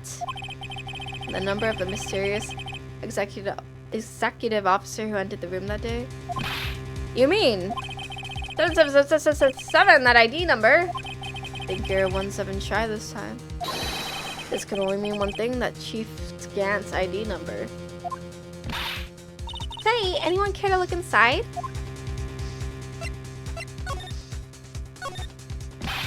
Is there any money in there? How much does he have stashed away? Dude, you're not... Sometimes you're such a bad policeman, man. Look, it's a shard from a broken cup. Somehow looks familiar. Where have I seen it before? There's something else in here too.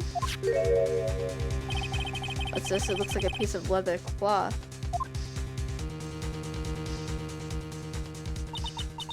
This is a handprint, isn't it? This is a handprint, isn't it? Hey, I saw someone wearing a shirt like that once. You think the chief made up of the design? I don't think so. Oh, well, it was just a hunch. Is that it? This is all that was in the safe? Apparently so. It's empty now. Piece of cloth with a handprint on it. And a broken shard from a cup. They look like pieces of evidence. Yeah, but unless you can prove they have something to do with this case, I'm afraid I can't just let you take them. Oh, it's my neck on the line here. Great, now I have to prove their relevancy to get them. How are these two related items related to the SL9 incident? Come on, there's gotta be something we can show the detective. I'll show you, detective. I'll show you this stinking pot. Detective Gumshoe, could you have another look at this jar? I remember when the three of us put that back together. Ah, those were the days. Kind of early to be nostalgic. Wasn't this jar a piece of evidence from that case? That's right. One of the shards had SL9 incident sticker on it. Doesn't this ring any bells? You know, that fragment we just found? Ah, you mean this one that was in the safe? Yes, that one that was in the safe. Now that you mention it, it's ringing a lot of bells. Let's see if it fits. Yeah, let me see the shard. I'll take a crack at this. Go ahead, pal. Show us what a rookie can do. Mr. Wright, here's some glue. I can piece this together again. It'll prove Chief Gant was knowingly hiding evidence. Here goes.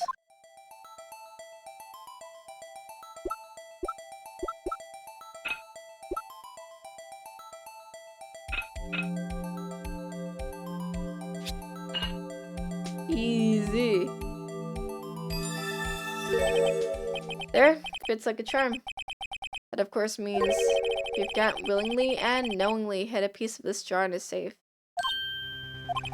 In other words, he concealed a piece of evidence from the SL9 incident. But, hey guys, get a load of this. What is it? This piece of you just attached. It's different from the others.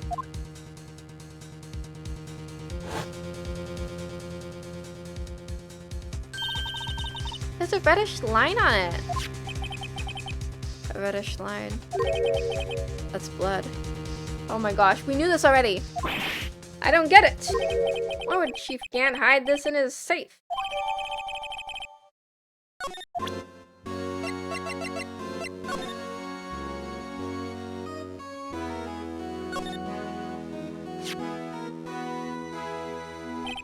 I wonder what this is. It looks like some kind of sketch on here. What is it? Did you find something? Can't make it out. I better keep quiet about it for now. Oh no, it's nothing. Why are your eyes moving like that, Mr. Wright? Better not forget about this picture. Looks like someone about to get stabbed.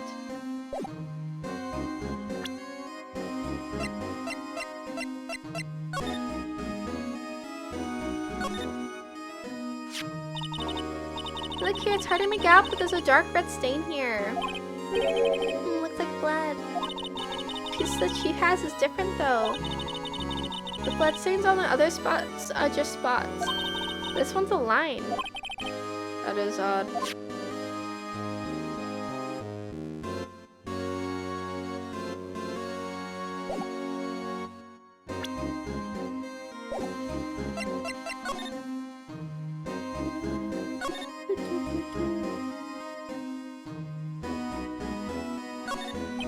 This was Lana's desk. It sure is tidy. Lana's always been a meticulous cleaner. Not even any dust on it. Looks like someone's still keeping it clean.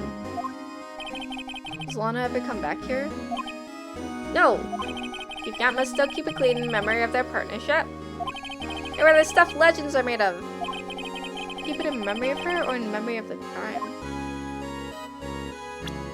Let's see if there's any blood here.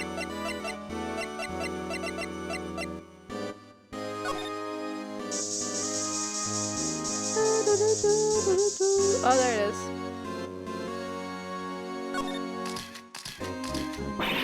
Well, this area must have been covered in blood. Is from that incident? Must be. When Prosecutor Neil Marshall was murdered. A few years have passed, so the reaction's kind of dull. The murder really did take place here.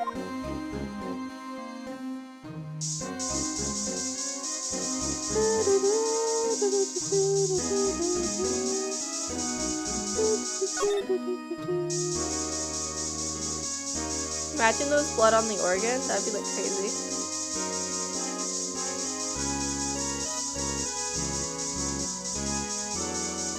You would be like, why are you covering everything in this luminol spray? Cause you never know, there might be a handprint somewhere.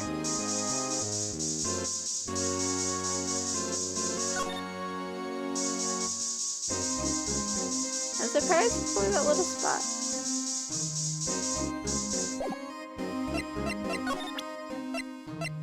Can we take fingerprints? Fingerprints of what? Apparently not.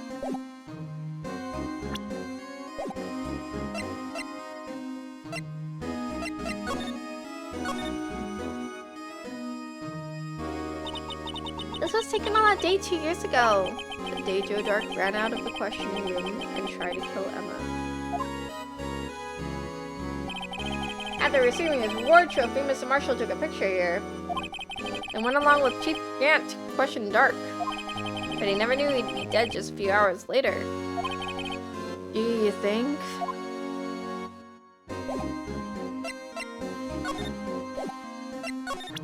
How can I show you that thing is?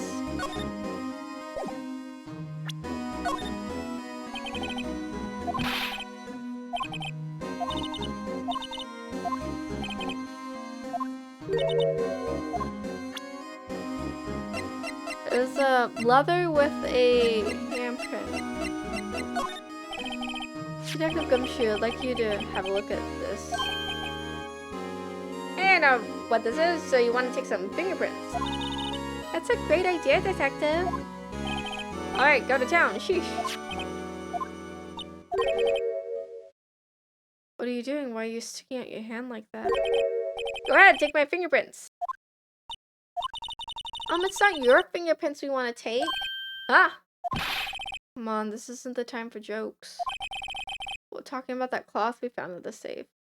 Oh, ha! I knew that. That one with the handprint on it, right? Geesh, where's your sense of humor? Okay, Mr. Wright, let's check out for prints. Sprinkle the powder on the cloth, and once they've been absorbed into the prints, blow the rest away. What are you, my mom? I don't have to be told a million times. Alright, let's get this over with.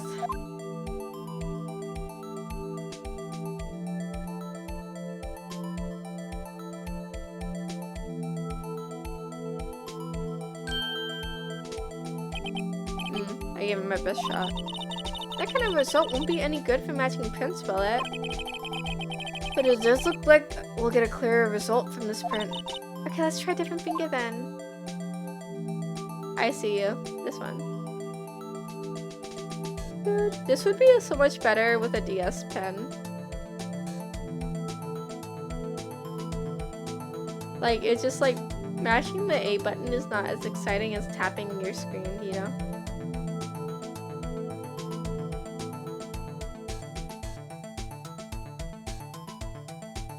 Oh, the wonders of technology.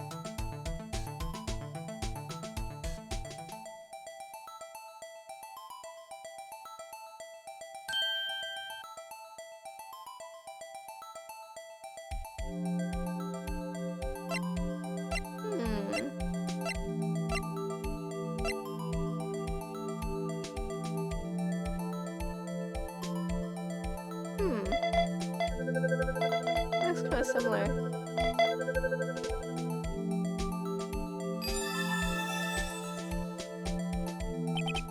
No, how can this be? What are Emma's fingerprints doing here? Hey, you found a match? Whose fingerprints were they? Seems the prints are too old. They aren't clear enough to get a match. Oh, that's too bad. I thought they'd be Dark's prints. Hey, you, over here. Hey, what's going on here? What is that kid Prince doing inside the chief's safe? Don't ask me. Let's just keep this information from Emma for now. Here, maybe you should hold on to this.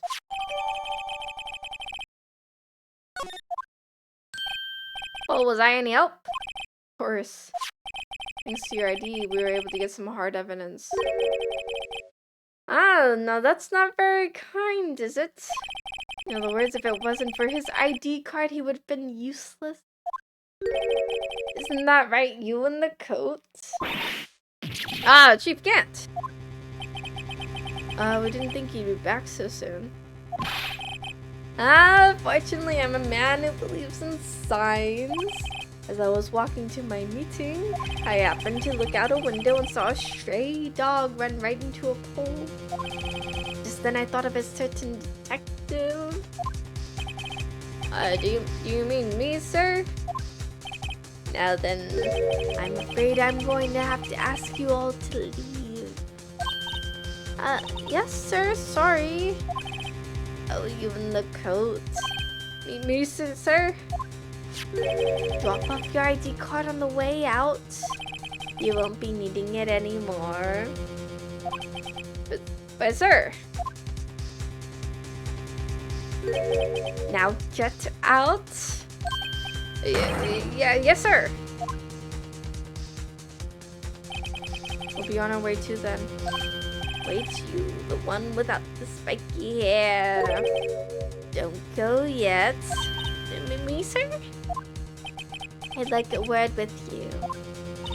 But sir, I'm not a licensed scientific investigator yet. You with the spiky hair, oh, you're free to go. Mr. Wright.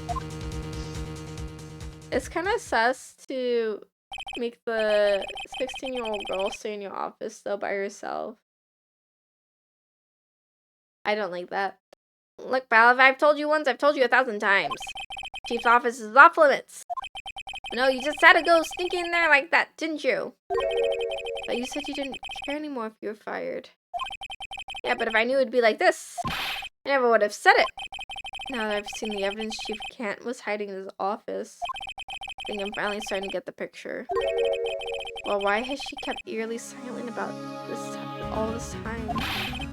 Anyway, you listening to me? I'm gonna try to smooth things over with the Chief again. Later, pal. After that, I heard from Emma. She said the police wanted to ask her some questions. We shall be busy for the rest of the day.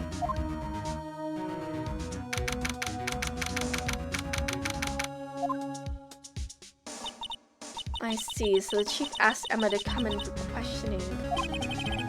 There's no use thinking about it. Tomorrow's the final day in court. I'm committed to doing everything I can to defend you, which is why I'm here. But I've already told you all I can. What you've told me over these past couple of days is absolutely nothing, not a single useful thing. Really? I believe I did mention something quite important. Something I told you right at the beginning. I said that I was the one who stabbed Detective Goodman. You know, I think I've finally figured it out. I know who it is that's lurking behind your words. Mia did a good job mentoring you. I'm rather jealous. Seems Edgeworth was right. Edgeworth? Once you're convinced you know something, no one can persuade you otherwise. Thick-headed is the term he used, I believe. Now is my chance to get her to tell me the rest of the story. I have to admit, I was more than a little perplexed at first. You insisted you did it, yet there was no incriminating evidence. That's when it hit me. It's not that you're unwilling to tell the truth. It's that you're incapable of doing so because of a certain individual. What an interesting notion. A certain individual, you say. Do you think I'm protecting this person? Protecting? No, I think afraid of is more like it. If I'm not mistaken, the person in question may have persuaded you to silence. For argument's sake, Mr. Wright, who may I ask is this person you're speaking of? The one I'm supposedly so frightened of. What is this person's name? Well, Miss Sky? Mr. Wright, you are addressing the chief prosecutor. Do not forget your place. I think she's still not ready to spill the beans. Also, she might be the chief prosecutor, but she ain't my chief. My apologies. Could you please tell me a bit more about what you think you know? We were partners until 2 years ago. I respected him as a detective, assuming he is respectable and tell me something. Why would he try to hide his crimes? His crimes? Both you and Edgeworth will be brought before a board of inquiry for what you did, specifically hiding and forging evidence. Of course, these are serious offenses. Why is it though that Chief Gant's name was never mentioned? Chief Gant? Edgeworth didn't know the truth behind the forgery. The only party who could have possibly tampered with the evidence was me. I had access because I was second in command of that investigation. Yes, you, but also one other, Damon Gant. You intend to accuse Chief Gant, you'll need more than just words. Show me proof that Chief Gant falsified evidence in that case.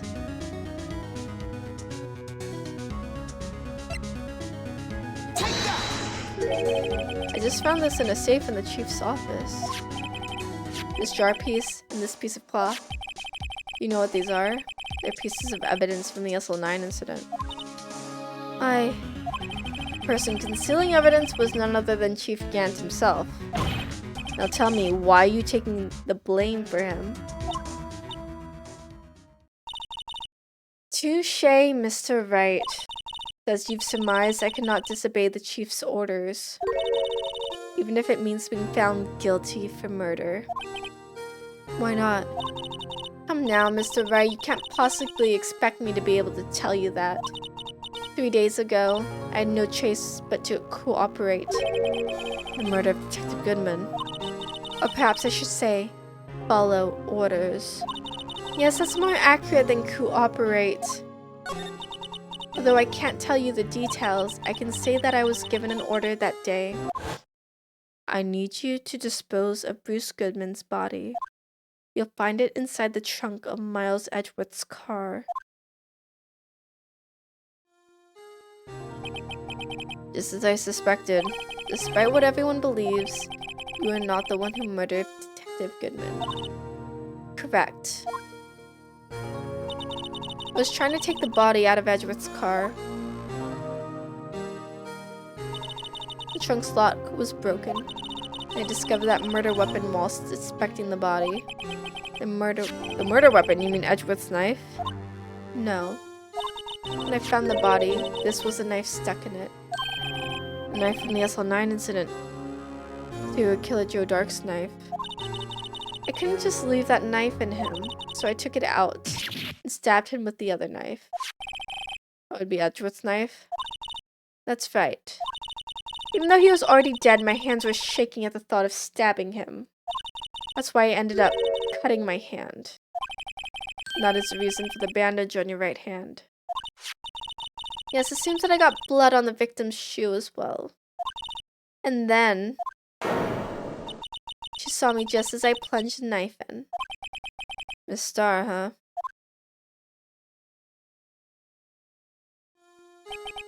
Why did you need to hide Dark's knife so badly? It took a lot of work to finally close the Dark's case 2 years ago. It was over with. I didn't ever want it to be opened again. My intent was to prevent that by whatever means possible. So you hid Dark's knife. The weapon used to stab the detective was evidence in the Joe Dark case. If word got out, which it would, the reporters would have a field day with that. So you wrapped the knife in your scarf and hid it. In Edgeworth's exhaust pipe. Right, then I called my sister. Tell her what happened to ask her to hide the knife that was inside my muffler. You asked Emma? I didn't want anyone on the force to know about this. I would explain why Emma is so confident about Lana's innocence. Speaking of phone calls, I had a bad feeling about one of them that day. Bad feeling? The truth is, after I received those orders from Chief Gant, the first thing I did was make a phone call. Phone call to Patrolman Jake Marshall. To Marshall? Why on earth would you call him? The lead investigator for the SL9 incident had been murdered. I wanted that fact to be kept hidden and I needed help. He was the only other person I could trust. Or at least I thought I could trust him at the time. However, it seems that after I spoke to him, he went off on an escapade of his own. Oh, you mean... Not wanting the case to die, he decided to take things into his own hands. Disguised himself as Detective Goodman and tried to steal the evidence. He'd already stolen the ID card. It seems he still hadn't made up his mind to break into the evidence room. In my phone call, any remaining doubts he had must have disappeared. So your phone call caused the incident in the evidence room.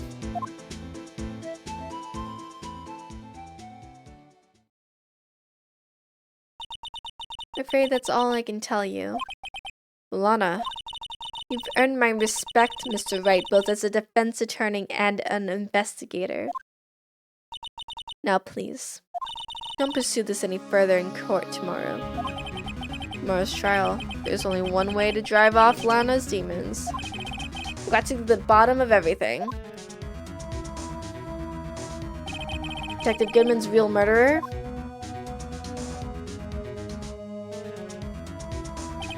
And what went down in the chief offices 2 years ago?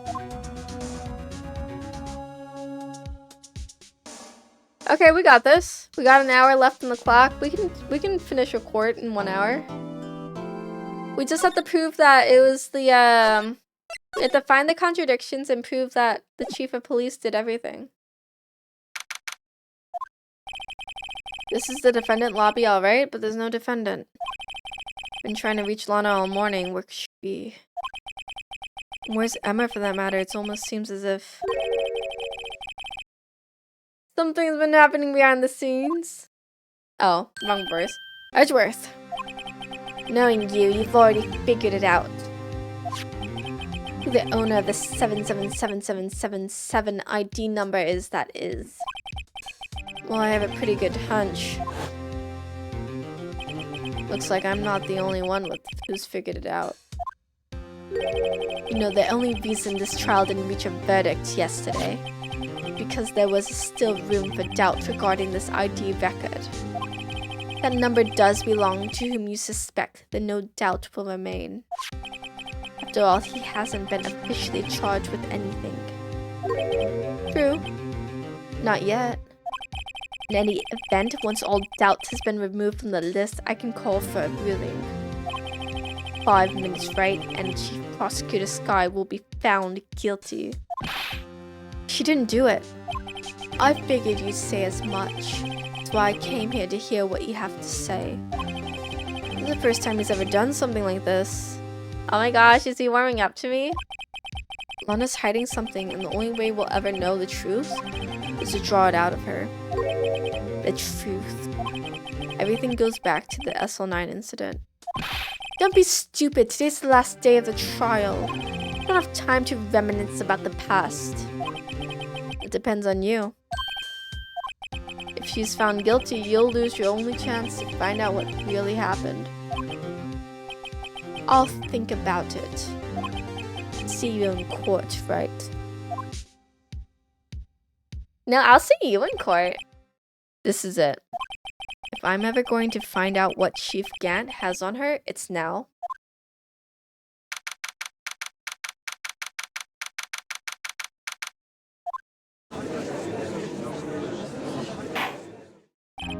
Order now in session for the trial of Miss Lana Skye. The defense is ready, Your Honor. Prosecution is ready, Your Honor. Normally, this is when the prosecution puts forth its opening statement. Before that, the police chief has a proposal to make. Chief can't.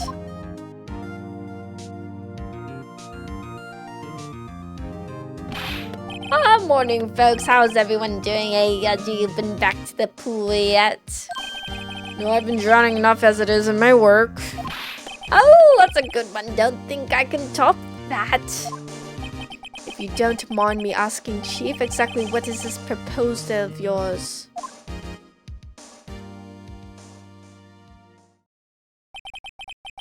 Lana, that is to say the defendant, has asked me if she could speak directly to the court. She wants to do what? Having heard what she intends to say, I feel she should be granted her request. In the end, it should save everyone a lot of time and trouble.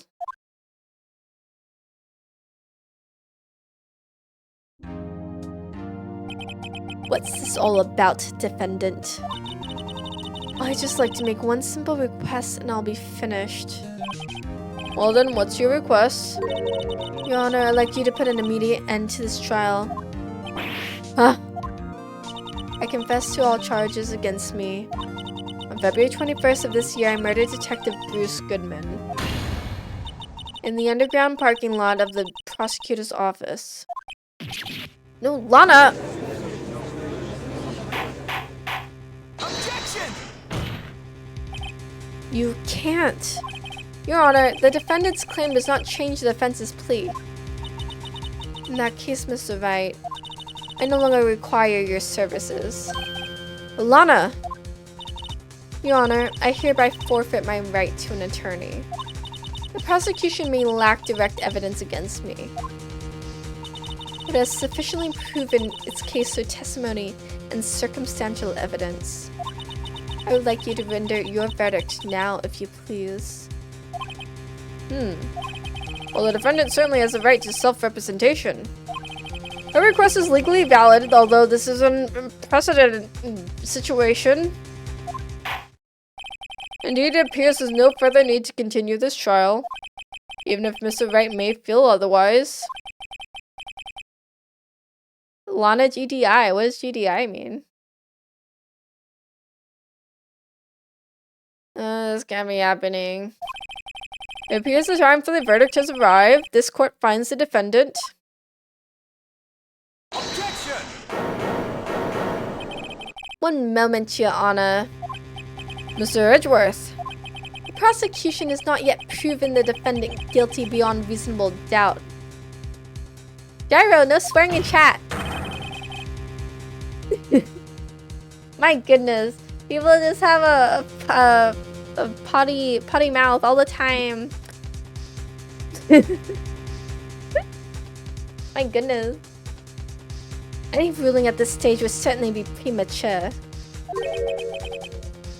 Come on, Worthy. I understand this is a difficult time for you. Why don't you just be a good little boy and keep your mouth shut,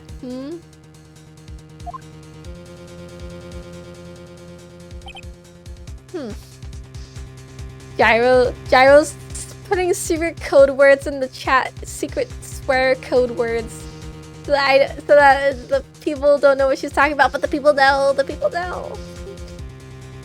Gasoline direct injection. That's terrible. No, that's bad. I don't think I'll care for your tone, Chief Gaunt. What? Creating another fabrication to cover up your past mistakes. Sorry, but I'm no longer the naive little boy you would have me be. With this sudden confession from the defendant, it's obvious to me some kind of deal was struck behind the scenes. Some kind of deal? Not everyone operates as you do, Worthy. I thought so. Your Honor, the prosecution would like to change its first witness. To whom? Is a common acronym? Yeah, right, Gyro. Your secret code word is TUI. As its first witness, the prosecution would like to call Miss Emma Sky. I request the court hears her testimony. Mr. Edgeworth, I'm exercising my right to self-representation. I don't think we need to continue. I don't care what you think, Miss Sky. The exposure of truth sometimes results in tragedy. However, no matter how tragic the truth may be, it would be an even greater tragedy to avert one's eyes from it. Oh, Edgeworth, oh my gosh. Very well, the court shall grant the prosecution's request. That's okay with you, right, Chief Gant? Worthy, you'll live to regret this, mark my words. Dude, he's threatening the chief prosecutor. He's threatening the prosecutor live on court. Miss Emma Sky, please take the stand. Looks like Edgeworth has decided to take the horse by the reins.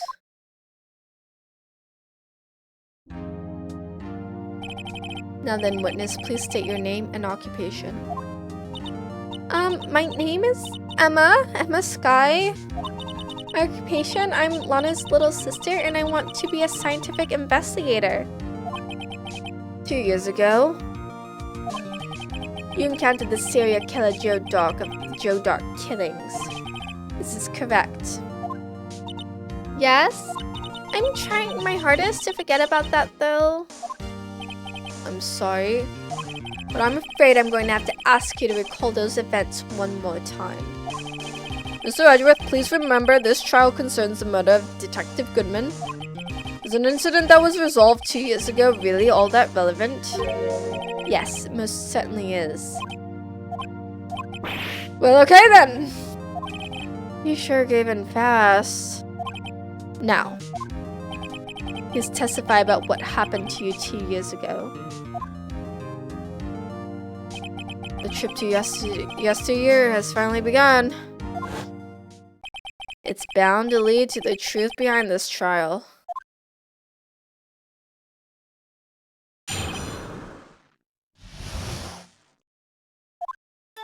I was waiting in my sister's office that day. A man came running in and took me hostage. Neil Marshall rescued me. I'll never forget what I saw in that instant. The man raised up his knife and stabbed Mr. Marshall in the chest. It's a good thing you weren't harmed. I passed out. I don't remember much. That's understandable. However, please tell me, Mr. Edgeworth, what does this testimony have to do with Detective Goodman's murder?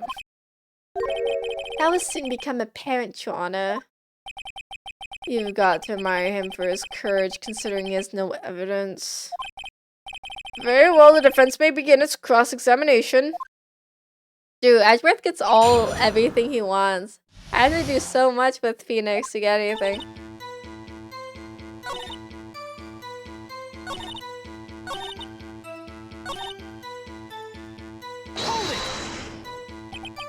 Must have been a real shock.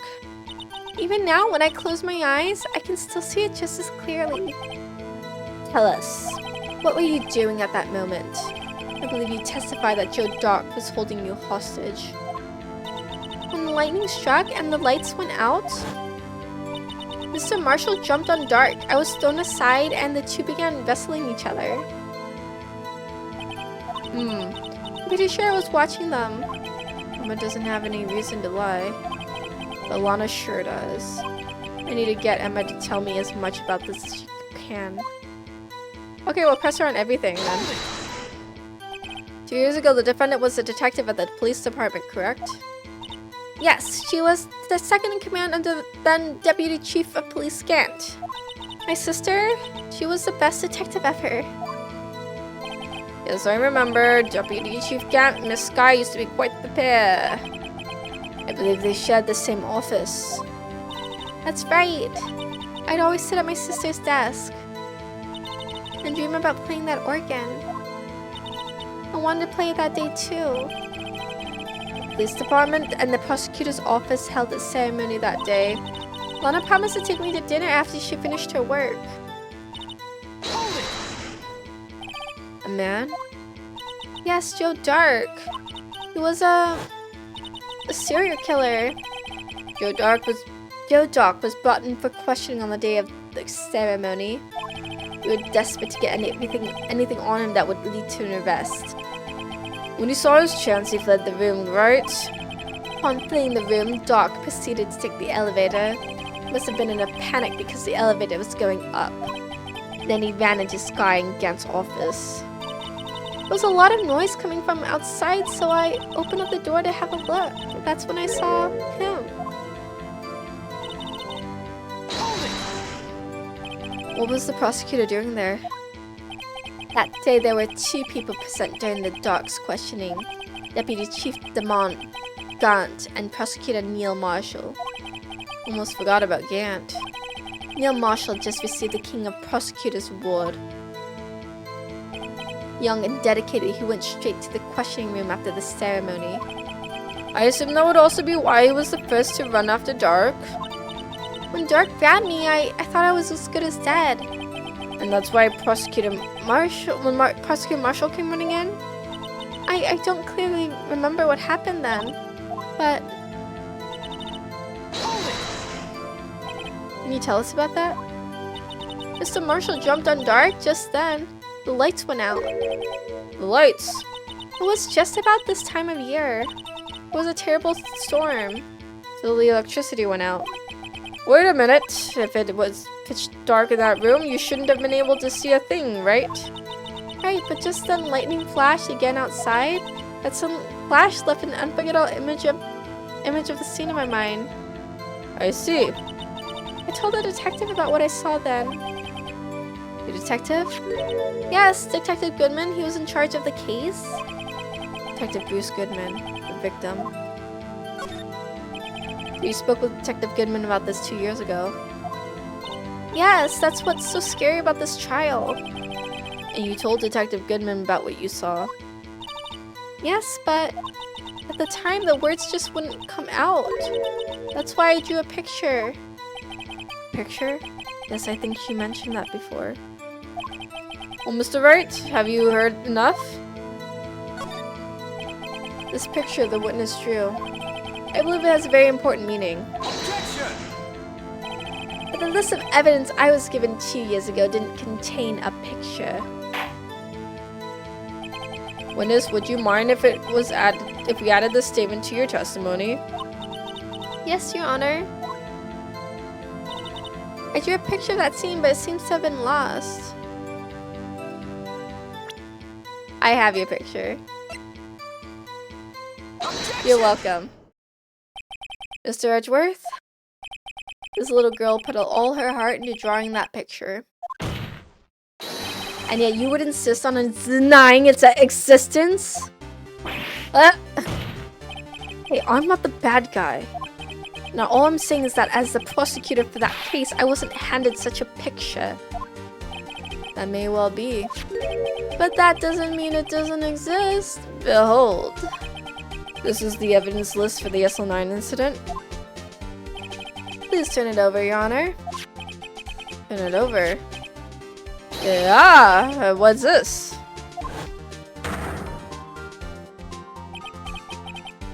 Yes, what is that? Hey, that's it. That's a picture I drew. Indeed, 2 men appear to be wrestling here. Objection! What's the meaning of this? What are you doing with that list? Me? Only the prosecutor in charge should have access to that list. Huh? These lists, they're different from each other. What? It would appear, Mr. Edgeworth, that the evidence list you were handed 2 years ago was incomplete. These 2 lists fit together to form one. You can see the marks here where they were torn apart from each other. So you see, Mr. Edgeworth, it's quite obvious what happened 2 years ago. Only half the evidence in that case ever reached you. What? What? Order. Miss Sky, why did you draw your picture on the back of such an important list? Because that's what Detective Goodman handed me in the questioning room, Your Honor. Wait a minute. If this list was torn in half, then that means... Your Honor? Oh, you're right, Mr. Wright. Your eyes are bulging from your head. If the evidence list was torn in half, then there might be more of the drawing on the back of Mr. Edgeworth's list. Yes, that's quite conceivable, Mr. Edgeworth. It's possible. Let's see. No one looks at the back of papers these days. Is something wrong? You don't even have to ask. Sorry, Your Honor. There is indeed something drawn on the back of my list. It's that thing.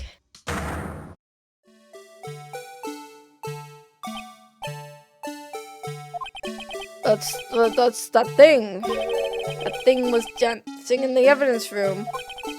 Clearly, the act of vandalism is the work of a certain chief of detectives. No, Gavin, it's not Ritsky. It's the mascot for the police department. I guess he was out of scrap paper.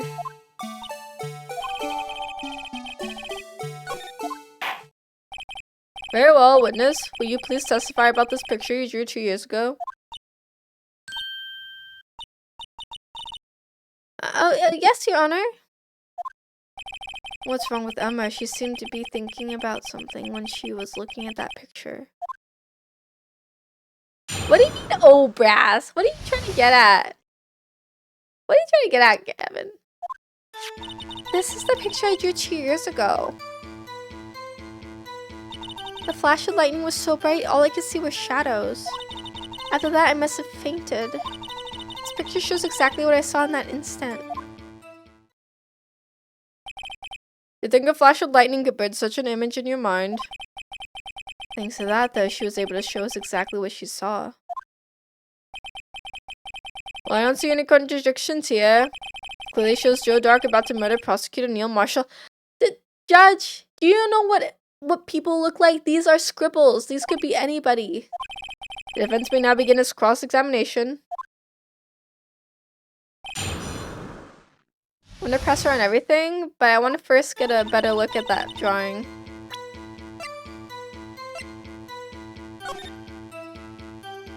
Oh, so it's just separate. It's like not the same scene. I was thinking it might be that vase, but I guess not. Yeah, it looks different than this, right? This vase upside down, though. No. Well, maybe. I'll just remember that. Did you draw this picture right after the incident? I think I drew it 2 or 3 days later. At first I was in such a state of shock that I couldn't do anything.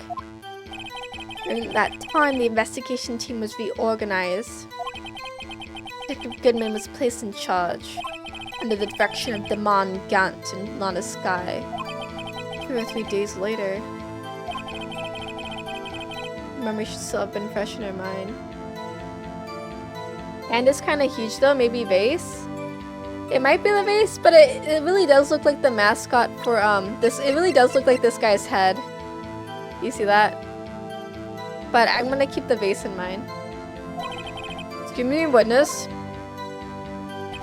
Can you please tell us why this picture is painted all black? Oh my gosh, she told us already. So at the time, you didn't even know it was Mr. Marshall had come to your rescue. No, I couldn't see him clearly. The lightning was so bright, and I was knocked to the floor. You were knocked to the floor? Jack had a tight grip on me, but when Mr. Marshall jumped on him, I was knocked away. I turned around, and that's when the lightning flashed. Poor Emma, I'm just glad she wasn't hurt. What's happened after the lightning flashed?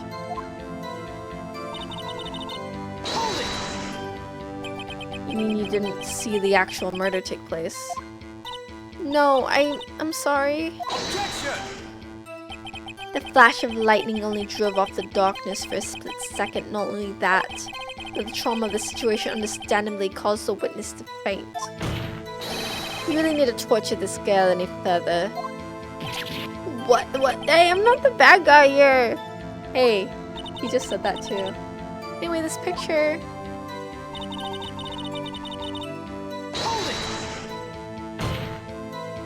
Sorry for asking so many times, but are you sure you drew exactly what you saw? Of course, this is the exact scene. It wasn't influenced in any way from your talks with the detectives? Objection!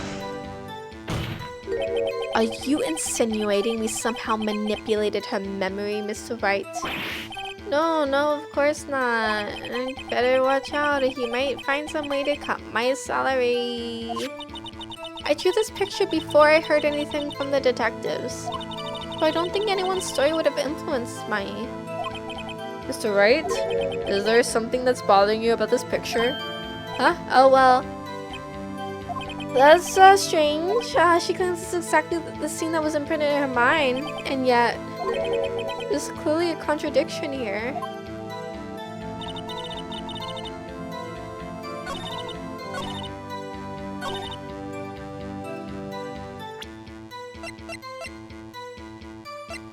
I need to look at it. He's not holding a knife. He's holding... Well, I guess that could be a knife.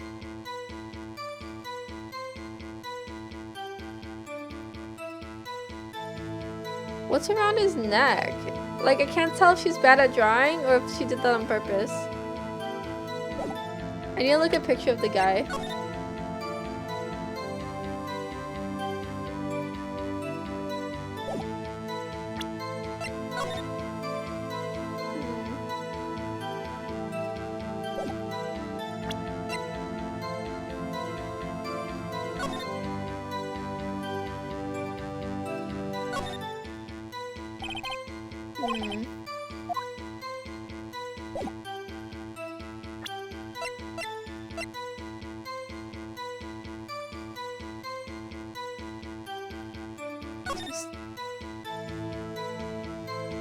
Stabbed in the back. Objection! There it is. Hi, Opie. Welcome to stream. Good morning. Happy, what is it for you? Wednesday? Happy Wednesday. Hump day. I hate to be the bearer of bad news, but this picture the witness drew contains a blatant contradiction. What? I still remember it just like it was yesterday. Mr. Wright, perhaps it would be faster if you simply pointed out this contradiction for us. What part of this picture contradicts the autopsy report? Well, he's gonna stab him.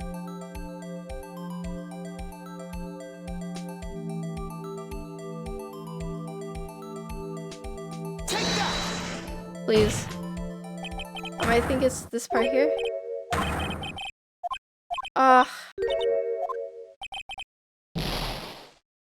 This is ridiculous. I don't know what to click on.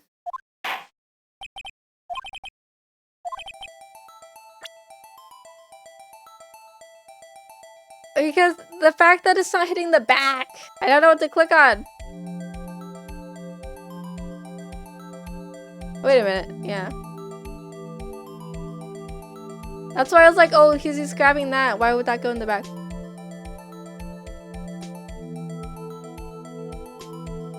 I'm trying to...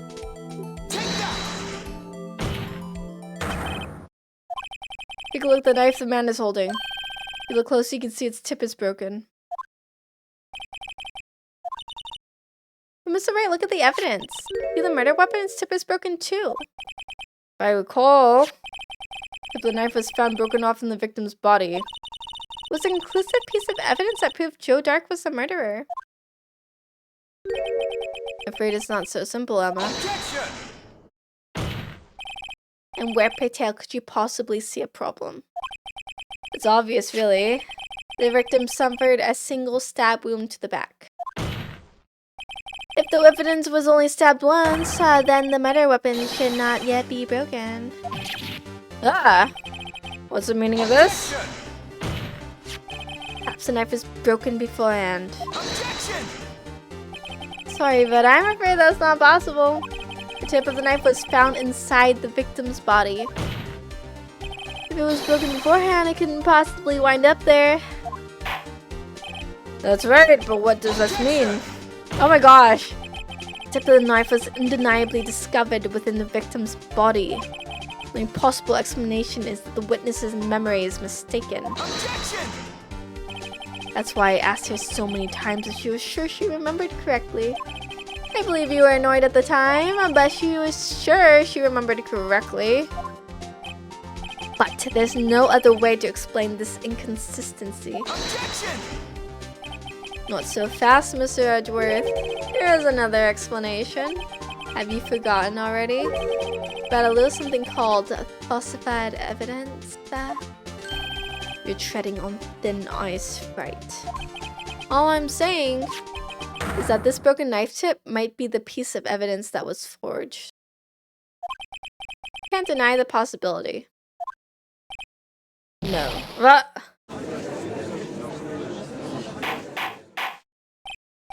Order. Are you saying the investigation really was corrupted? Your Honor? Please allow me to once again go over the events that took place the day of the murder. The police department and the prosecutor's office were holding a ceremony that day. After receiving the King of Prosecutors award at the ceremony, Neil Marshall questioned Joe Dark along with Demon Gant. Demon Gant? Demon Giant? Think about it. During his questioning, Joe Dark fled the room. Prosecutor Marshall chased after him and was killed by Dark. It is my belief that somewhere in this story, there is a lie. I'm not lying. The man really was holding up a broken knife. That's true. Then there's no other way around it. This could not have been the actual murder weapon. It must have been another broken knife. What are the chances of there being two broken knives? Oh, I know. It was the knife from the trophy. Another broken knife besides Joe Dark's. Could there have been one?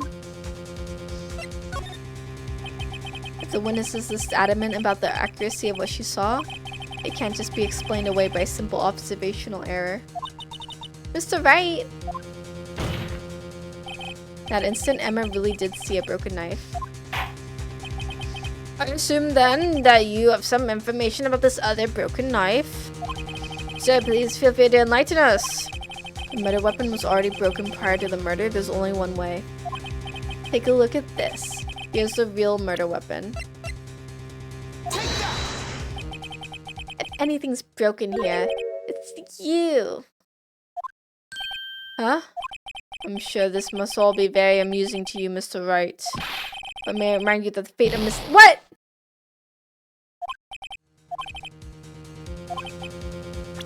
It's the knife that used to be there. What? I'm gonna lose it.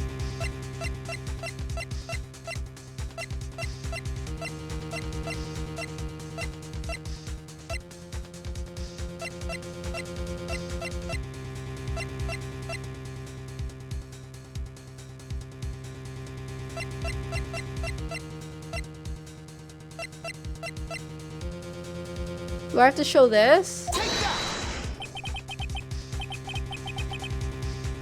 You want me to save? I'll save after this dialogue just in case we don't want to get stopped.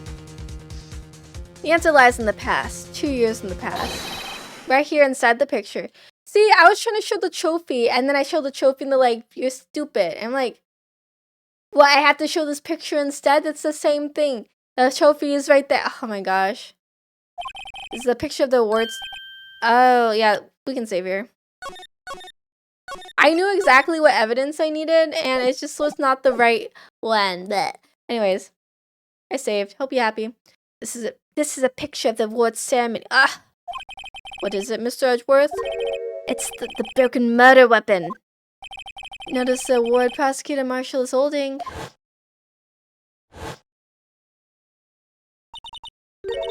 That's a broken knife. As we earlier concluded, the knife in the drawing was not Joe Dark's knife. That being the case, the knife the witness saw was in all likelihood from this award. Order. Neil Marshall was awarded King of Prosecutors that day. As an award, he was given this broken shield and knife. When he chased after Joe Dark, he pulled out his knife. Being a prosecutor, he did not carry a pistol. This broken knife was the only weapon he had in this dangerous situation. Objection! But that can't be. Huh? And why not, Mr. Edgeworth? Because if the King of Prosecutors award knife was the murder weapon, then the murderer and the victim would be reversed. Edgeworth looks constipated? Yeah, he kind of is like that sometimes. What do you mean? I mean, this man raising a knife would have been Prosecutor Neil Marshall. Huh? Order, but the prosecutor was the one who actually died. That's true. What's going on here? It seems Mr. Wright has been a bit too eager to jump to conclusions.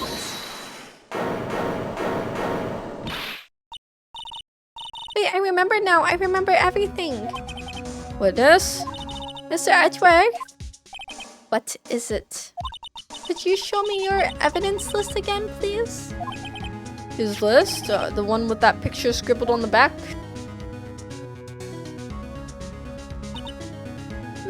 I knew it. This picture, I'm the one who drew it. What? You drew that? That's right. The list wasn't torn in half at the time I drew this picture.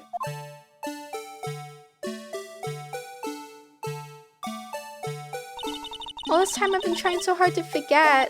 I must have locked this part away deep inside me.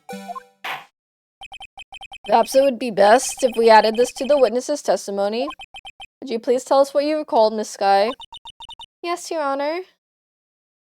No, Opie the Blue Badger was not behind everything. Oh, godness. First the knife mixed up and now the Blue Badger. This should be interesting.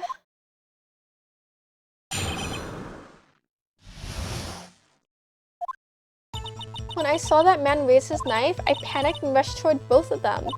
I think I knocked away the man with the knife. Just then there was another flash of lightning and that's when I saw the Blue Badger. He wasn't in the room, but I'm sure I saw his shadow. This is certainly most unusual. Objection! Why, impossible.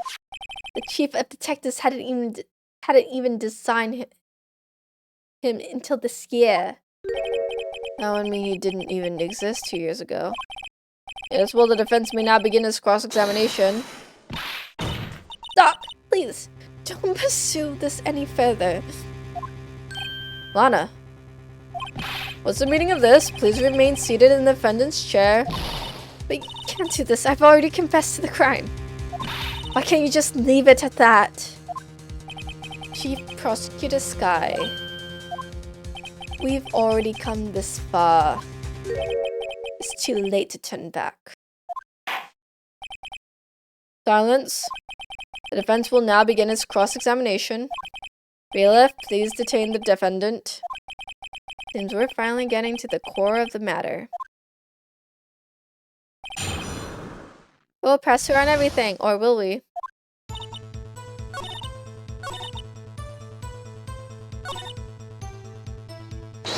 No, we won't. Press her on this. Are you sure about this? Of course, see? I even drew a picture of him here. But it was the chief of detectives who thought of this hideous beast. Now it's just this year. The Blue Badger didn't exist 2 years ago. This is all quite verifiable. I know it sounds strange. I was surprised too when I saw him at the police department. I had this nagging feeling that I'd seen him before somewhere. Now I finally remember. Oh, brother, just when you thought the thing had caused enough commotion. Fellas, where in the room did you see him dancing?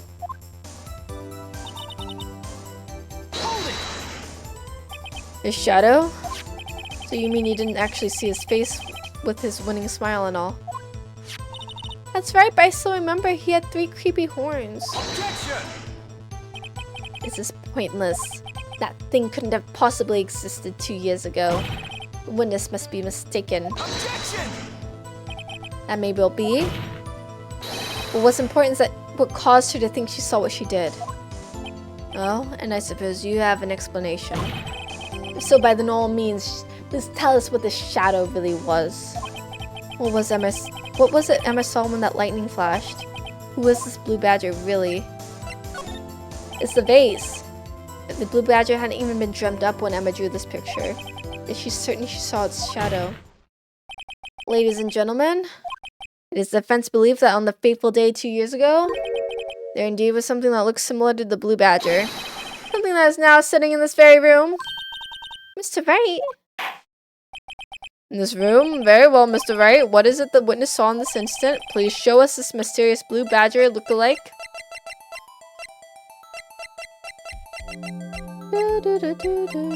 It's this, right? Will this be upside down, though? Please. The mysterious blue badger was in fact this. Well, that's... what exactly is that? I believe it's some sort of jar. But Mr. Wright, that doesn't look anything like the blue badger. Indeed it doesn't. As it stands now, it's just a plain jar. However, what if we were to change our viewpoint? Our viewpoint? I've got to show them the correct angle to look at this from.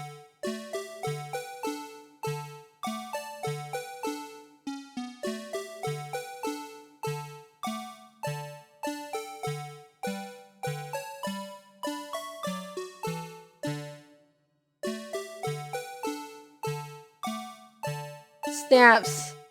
You saw this guy in Japan? No, you did not. Really?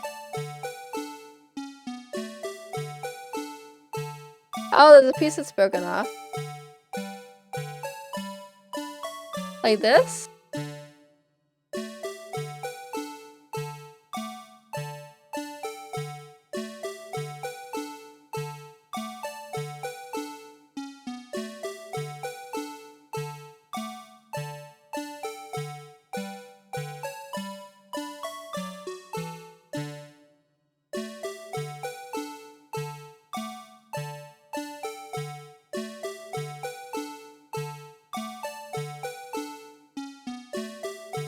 This?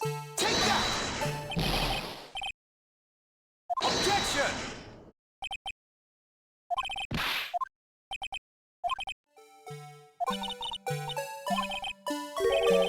Uh...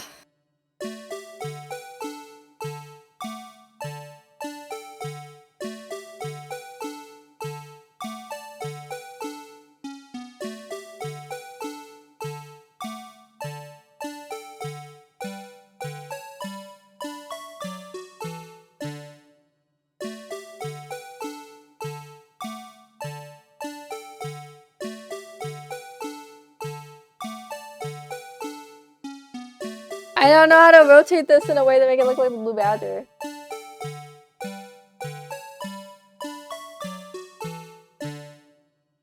I'm pretty sure it's supposed to be standing up like this.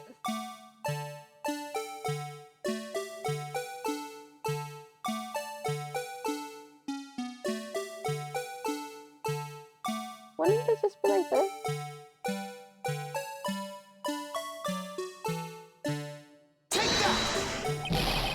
That looks like it. That literally looks like it.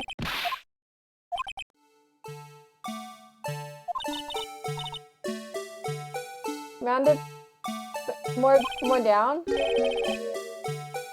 Ha.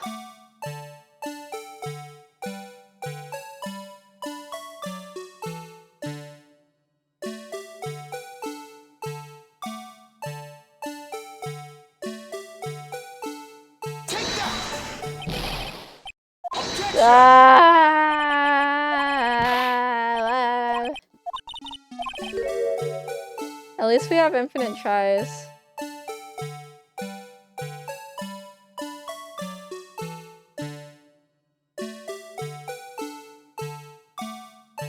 Maybe we should do it from the other side.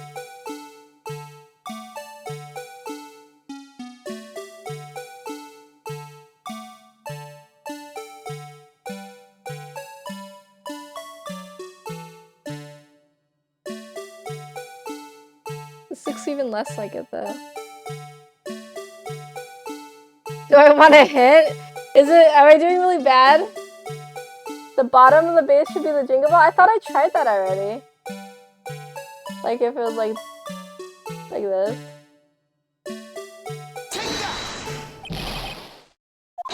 I'm losing it. Why am I doing it wrong? Because I'm like thinking about the power of shadows. That should be all that it takes. Not whatever this base thing is doing. Oh my gosh. Why is this so hard for me? The jingle ball was way too long. Like it was before? How did I have it before?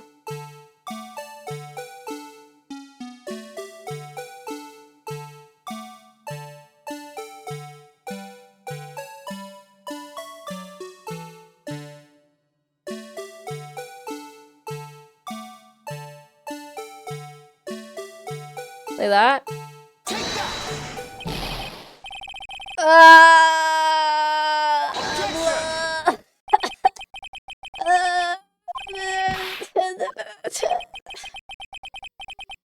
You're not allowed to bully me, you have to be nice to me. Oh my gosh. Let's try that one more time. That looked really similar.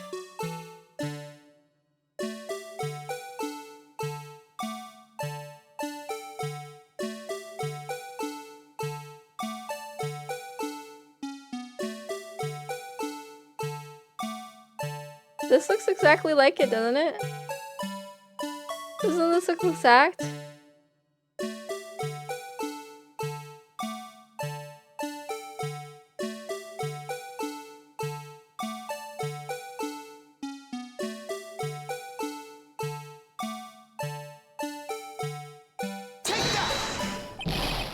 Oh my gosh, how could I get it closer than that?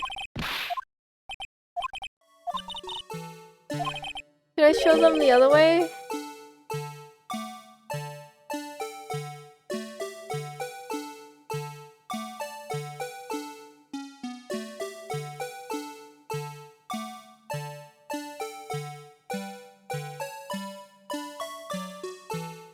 We were doing it from top bottom. Let's do it from this way maybe?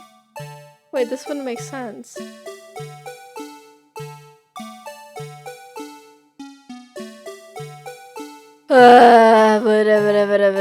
No, I feel like you have to be right. I don't know what else it could be. This looks exactly like it.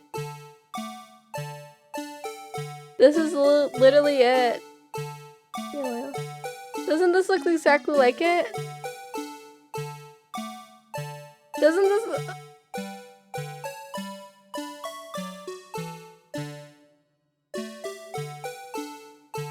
Maybe like there?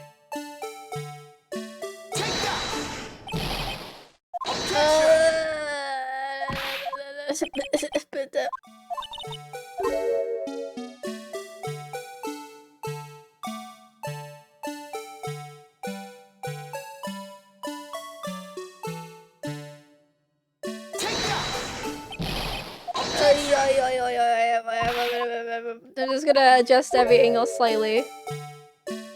More triangle on top. I tried it with like a lot of triangle. I think... I don't know.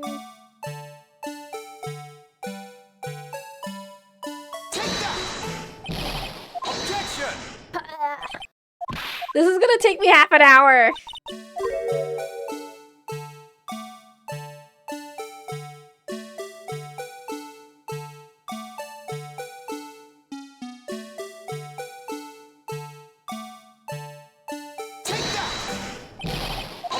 Oh my gosh.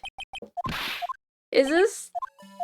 I wish we could just like submit it multiple times without like having to set a bit of you know.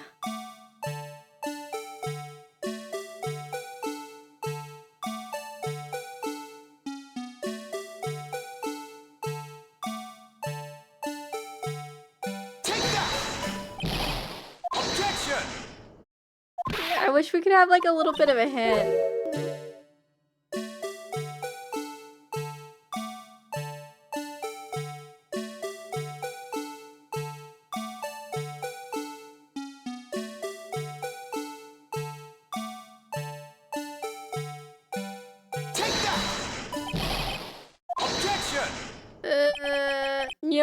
would take a hint on this, because I feel like this game is just being finicky.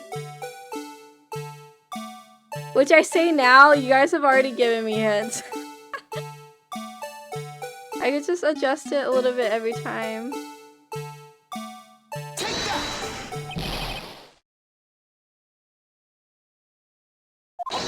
What do you mean try facing towards the camera? Face what towards the camera? Make it make sense. Otherwise, I'm just gonna keep adjusting this. Get it slightly more. Oh. Well, is this a miracle or what?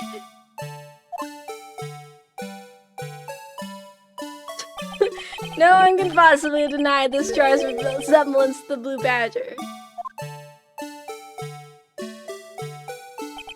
No. It can't be! Thank goodness. Order! The defense has proven its claim. The mysterious blue badger witnessed on the day of the crime was actually this. Objection! Although we all enjoyed Mr. Wright's dramatic performance, one question remains. What's your point? What do you mean? That badger thing was actually just a jar. That doesn't change anything. Objection! I need to save. I'm not doing that jar thing again. I need to save right now. I'm not doing that jar thing again. Get me out of here. I'm afraid that's where you're wrong, Mr. Edgeworth. You see, this changes everything. Indeed, very well then. Indeed, very well then. Please tell us. You have beef with this game? I have beef with this game. We all have beef with this game. What's different now that we know the witness saw the jar?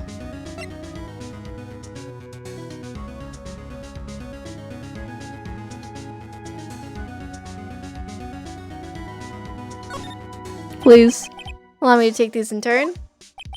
At the moment of the murder, the witness saw this jar.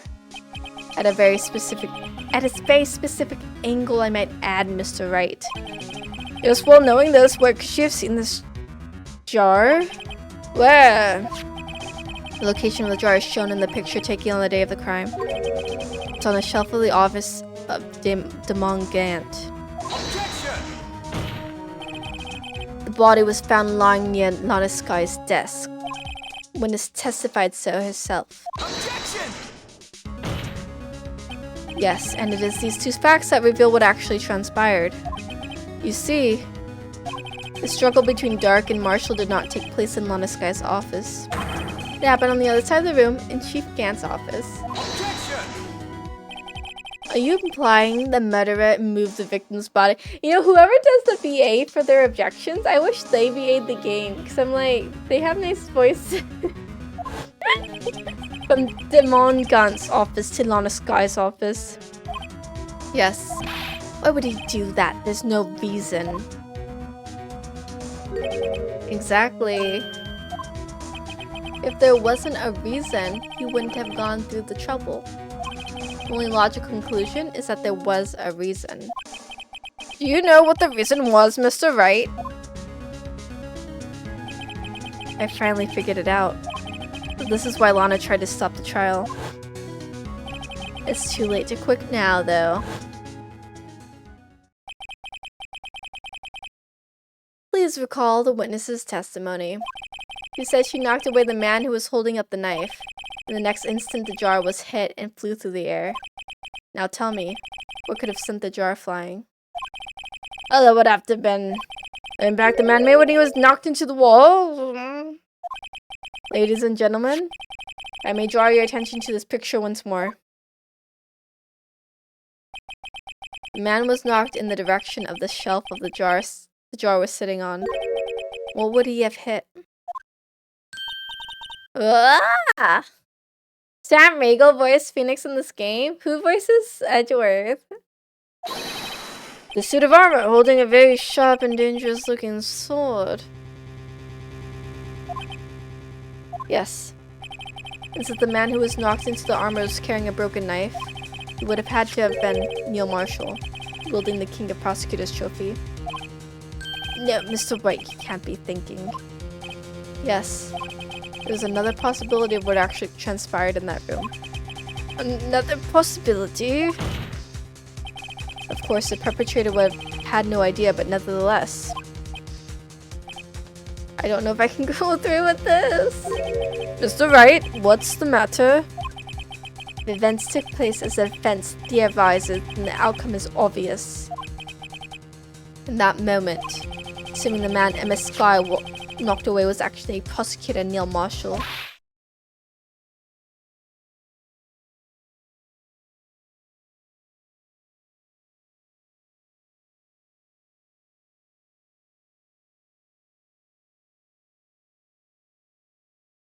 Oh, Phoenix's VA got replaced and re-recorded after a scandal? That's dramatic. You mean Mr. Marshall died because of me? No!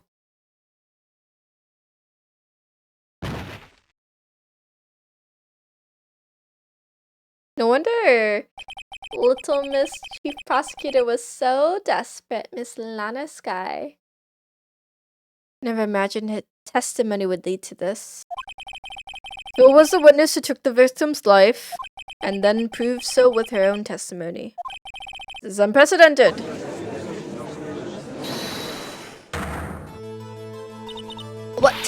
What are you saying? I'm sorry, Miss Sky, but given the circumstances, you have dark murder, Prosecutor Marshall. How can you think it was Emma? How dare you try to pin the crime on her? Imagine that coming from you. You recall it was you who admitted to forging evidence 2 years ago. The reason you moved Prosecutor Marshall's body was to keep anyone else from finding out what Emma did, wasn't it? I assure you, Mr. Edgeworth, I have no idea what you're talking about. You hope to have anyone believe your insane allegations? I'm afraid you're going to have proof. Tell me, do you have any conclusive evidence that proves my sister killed Neil Marshall? Evidence? I'm willing to bet you don't. Yes, it certainly would be difficult to prove this with evidence. If we don't have evidence, then we'll have to rely on testimony. I have evidence. But I'm afraid that won't work in this case. Both parties involved in the incident are dead. You certainly can't get dead people to testify. This has been a wild goose chase from the beginning. Touche, Miss Sky. Of course, that only leaves us with one possibility. I mean, there's still another possibility. What do you mean, Mr. Edgeworth? I mean the possibility that the victim has left us a message. For better or for worse, Mr. Marshall did not die instantly. He may have left behind the name of the person who took his life.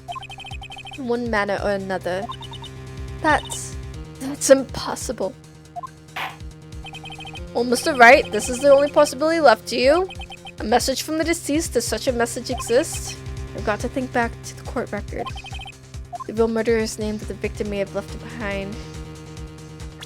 That would be on the jar. Does that look like Emma? That could be an E.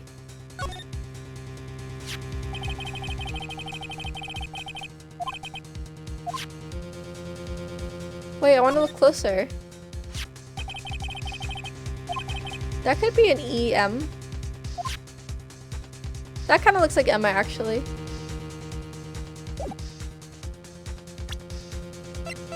And then there's a handprint from his leather vest.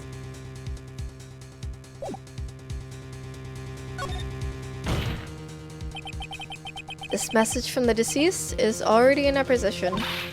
It's right. You stop it. Nothing to prove my sister is a murderer.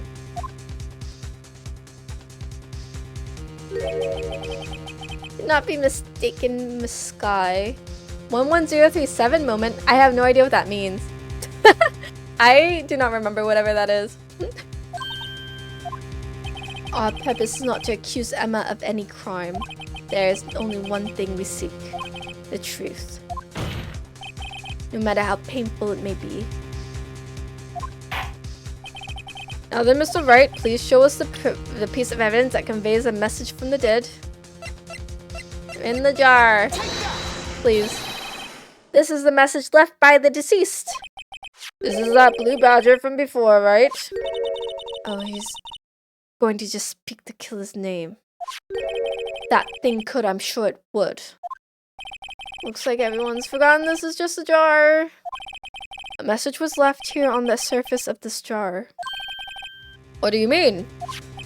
If you look closely, you can see a faint trail of blood on this jar. It looks like someone wiped the blood away. Yes, but notice, for some reason the blood on some of the fragment was not wiped away. Yes, there's a line here drawn in blood. So what you're saying is, these dots were once lines. Prosecutor Marshall did not die instantly. He used the few precious moments left to leave behind a message. One that someone apparently wiped away.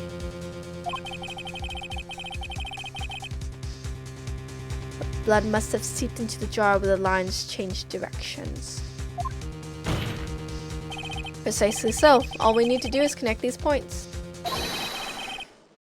And the victim's message will become apparent.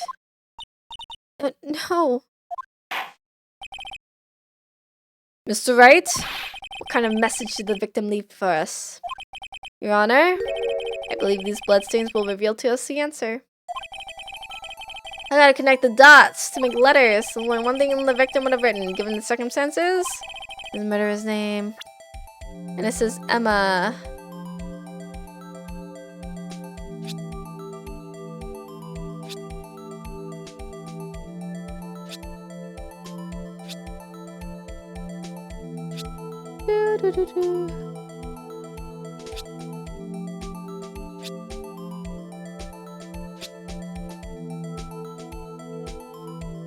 Looks good.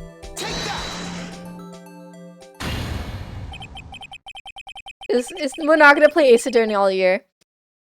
It's a defense attorney's duty to prove their client's innocence. After we finish this game, we're gonna take a break and do some other games. That's why all I've been thinking about is saving Lana. After all my efforts, I never thought it would turn out like this. Emma, that this is the final message Prosecutor Marshall left behind. You haven't played every single Ace Attorney game, but everyone is better than this one? That's crazy.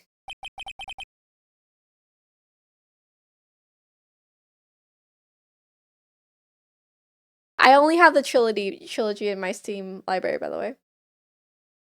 Old people, she may not have meant it, but in the end, the one who took the victim's life was Emma Skye. Why am I playing the worst game? I don't know, it was the first one. I didn't think too hard about it. See what they can't say, I didn't warn you. Chief Gaunt, you understand the implications of what you've done. What are you talking about? 2 years ago, Joe Dark was sentenced to death. He was convicted because of his final murder. I believe you were the prosecutor in that case, were you not? Ugh. Yes, well, because of you, an innocent man was sentenced to death. Not only that, but you used forged evidence to ensure his conviction. Objection! Joe Dark really was a serial murderer. That's undeniable. I'm afraid that's not important. Didn't you know we aren't defenders of justice? What? We're merely keepers of the law. The sentencing a man to death is no light matter, even if there wasn't any cover-up or evidence forgery. Ultimately, the responsibility falls on the prosecutor in charge. Despite what anyone may say, this fact could not be denied. Oh, Opie's hitting on Ace Attorney? Haha. What's going on at the prosecutor's office? They may have sent an innocent man to his death. How could he just stand there like it wasn't his fault? Order.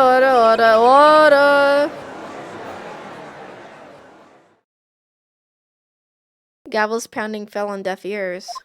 Unable to settle the crowd, the judge declared a recess. Where this trial is headed, no one knows.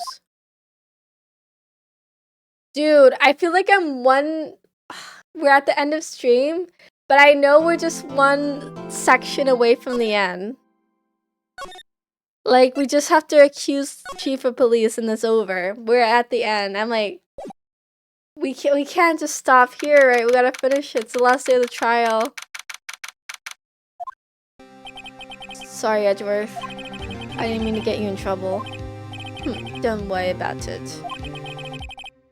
This is my problem, not yours. I hope I'm not interrupting anything, pals. He's always so edgy. Guess I am. I'll come back later. Wait, Detective Gumshoe, what is it? Gyro, you're being so absurd with your maximum swearing that it's getting auto-modded because you're swearing so much. You're getting modded by the auto-mod. Do you know how much you have to swear for that to happen? Can't believe this. Hey, you got a lot of nerve, pal, making a detective run around all around while on duty. To top it all, you call me here, and I've seen happier people at funerals. I take it Lana's having you run errands again. Let me tell you, this is the last time, pal. Here. You asked me to give you this. There was a break in today's trial. Evidence law? Edgeworth was talking about this the other day. You must know the 2 rules of evidence law. Rule 1, no evidence shall be shown without the approval of the police department. Is that right, Mr. Wright? It seems so. You can at least study some evidence law, really. Chief prosecutor? The chief prosecutor also wanted me to give you a message. A message? He said if you're planning to take him on, you're gonna need this book. Him? I guess I'll need to give this book a thorough read. Doesn't look like that book will do you any good now, though. All that's left is the chief prosecutor's sentence. That's where you're wrong, detective. Huh? Haven't you figured it out, Chet? Why I'm still sitting in that prosecutor's seat, despite all these allegations being thrown at me. Mr. Edgeworth! The real trial today hasn't begun yet. What? What else is there left to do? Your credibility has been all but ruined with this forged evidence you were unaware of. Emma Skye found out she was unwittingly caused a man's death. And now, you are telling me you wanted to do more. You've got to be kidding me, pal. You're missing the point, detective. Lana didn't murder Detective Goodman. She merely stuck a knife into his dead body. I mean, the real killer is still out there. What? And we're going to expose him, no matter what it takes. This case has hurt too many people. It's time to bring it to an end. You want me to play TAT the most? If I only had to play one more, that's the one. The TAT Trials and Tribulations. Is that the one with is that the one with Phoenix, right? Or is it Edgeworth? If it's Edgeworth, I'd be like, oh, hee. You hope I don't take a long break between games, but Opie. We always play the games when you're not here. Because you're asleep. Court will now reconvene for the trial of Miss Lana Skye. Mr. Edgeworth? Yes, Your Honor. The Inquiry Committee is planning to impose harsh penalties for your actions. Oh, you watched the VOD, so you're actually caught up. Oh, cool. Thank you for the news, Your Honor. Yes, well, normally this is where the prosecution calls forth a witness, but, yeah, this isn't easy to say. You see, there is some concern that you, Mr. Edgeworth, may have, struck a bargain. You think I may have manipulated the witnesses. I didn't say that. It's just, you see, everyone has been talking, and, very well, Your Honor, I have a solution. A solution? That being the case, the prosecution will allow the defense to call forth all further witnesses. What's with this incident for what you're proposing? Undeniably, this is an unusual arrangement, but a very effective one. Would prove that I haven't struck any deals with the witnesses. Well, Mr. Wright, what do you say? Unbelievable. Edgeworth has found a way to continue the trial. Because Edgeworth wants the truth to be exposed, because he's a man of truth. How respectable. I want the Edgeworth games the most. He's ridiculous. Very well. The defense accepts the prosecution's proposal. Then it's settled. The defense may now call forth the next witness. Mr. Wright, you do realize this is your last chance. You call the wrong witness. This trial is as good as over. Defense calls. Time to finally bring out the real murderer. Yeah, I'm doing the wrong voice. Damon Gant. The defense calls Damon Gant to the stand. Damon Gant! What does he have to do with anything? As the defendant's partner 2 years ago, Mr. Gant has first-hand knowledge of the crime. I feel we should hear what he has to say about it. As luck would have it, should still be in the courthouse. He would also be the least likely to have been manipulated by me in any way. Wouldn't you agree, Your Honor? True. Alright, bailiff, please escort Mr. Gant to the stand. Apparently, BL Artist was a significant character designer on early Ace Attorney. How has that affected the style, you think? Witness, please state your name and occupation. What is this, some sort of practical joke? I'm just on my way to lunch. Your name and occupation, sir. Worthy, are you sure you want to do this? Your name and occupation. Do you want to play oddball, eh? Please, Mr. Gant. Fine. My name is Damon Gant, and I'm the acting chief of police. Now then, Chief Gant, the court requests to hear your testimony. Oh, righto, what's with the grim face? First, let's clear up this SL9 incident. Oh, you mean the time when Lana's sister murdered that prosecutor?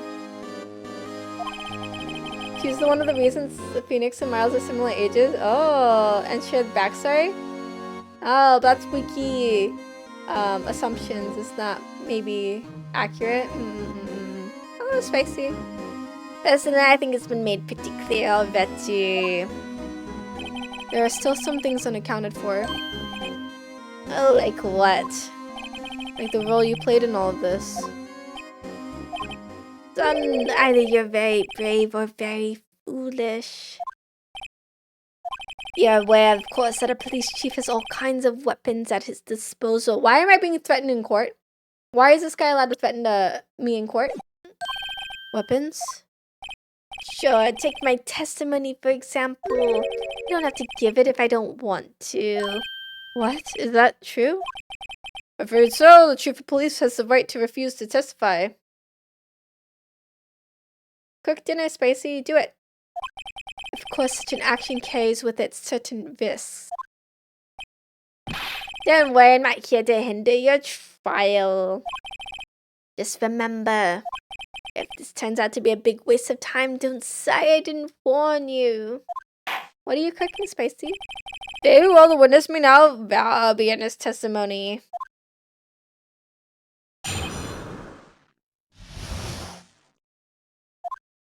As I recall, Neil and I were questioning him that day. To make a long story short, we slipped up. That power outage didn't help either. When I went to my office, I found Lana there. Apparently, she had already arranged the crime scene. As you can see, I had nothing to do with the forgery. The thigh is the best part of the chicken, is that true? Is that when Dark was arrested? He was lying on the floor unconscious.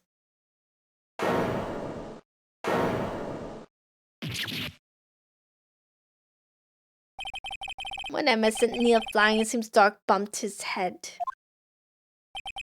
I see everything seems pretty clear-cut. The police chief has the right to refuse to testify, then I'd better hit him hard and fast.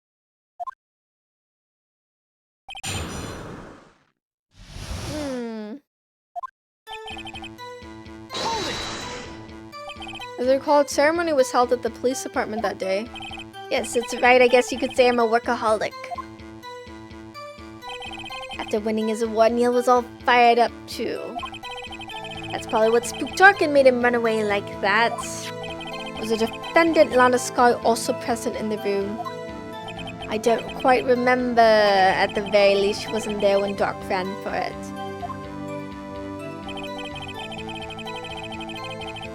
Oh, should I ban Gyro? The two of you ran immediately after him, right? That's right, but Doc made it to the elevator first.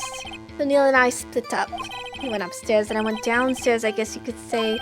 Got lucky. What's this about a power outage?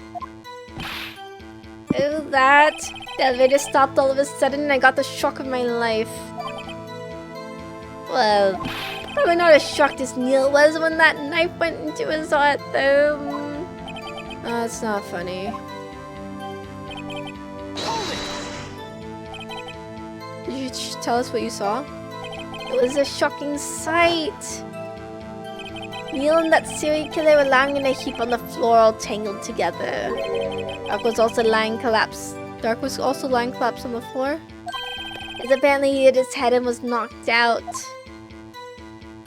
Next to them were those two poor girls. Lana and Emma. Lana was cradling Emma in her arms.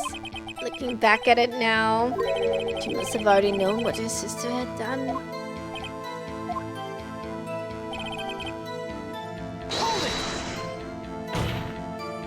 How can you know that? Because of the victim's body, it had already been moved. That means you found the body near Lana's desk.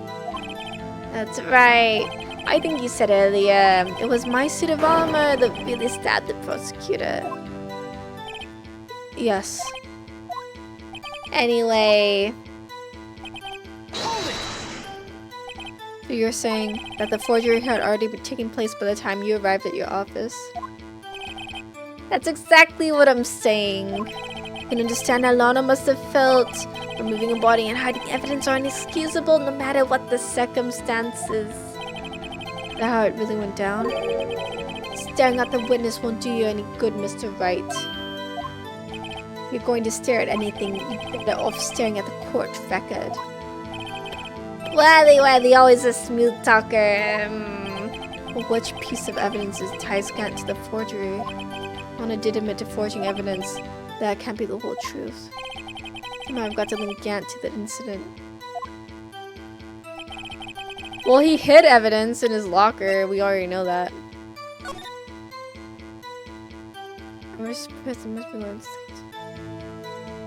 So we can't show evidence that hasn't been approved, but if it's unregistered, we can show it if it's relevant. Okay, yeah, that makes sense.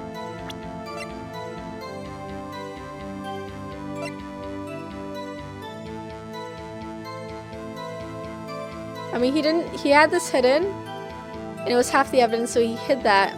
And he had that hidden in his safe, which we don't have proof of what evidence it's for.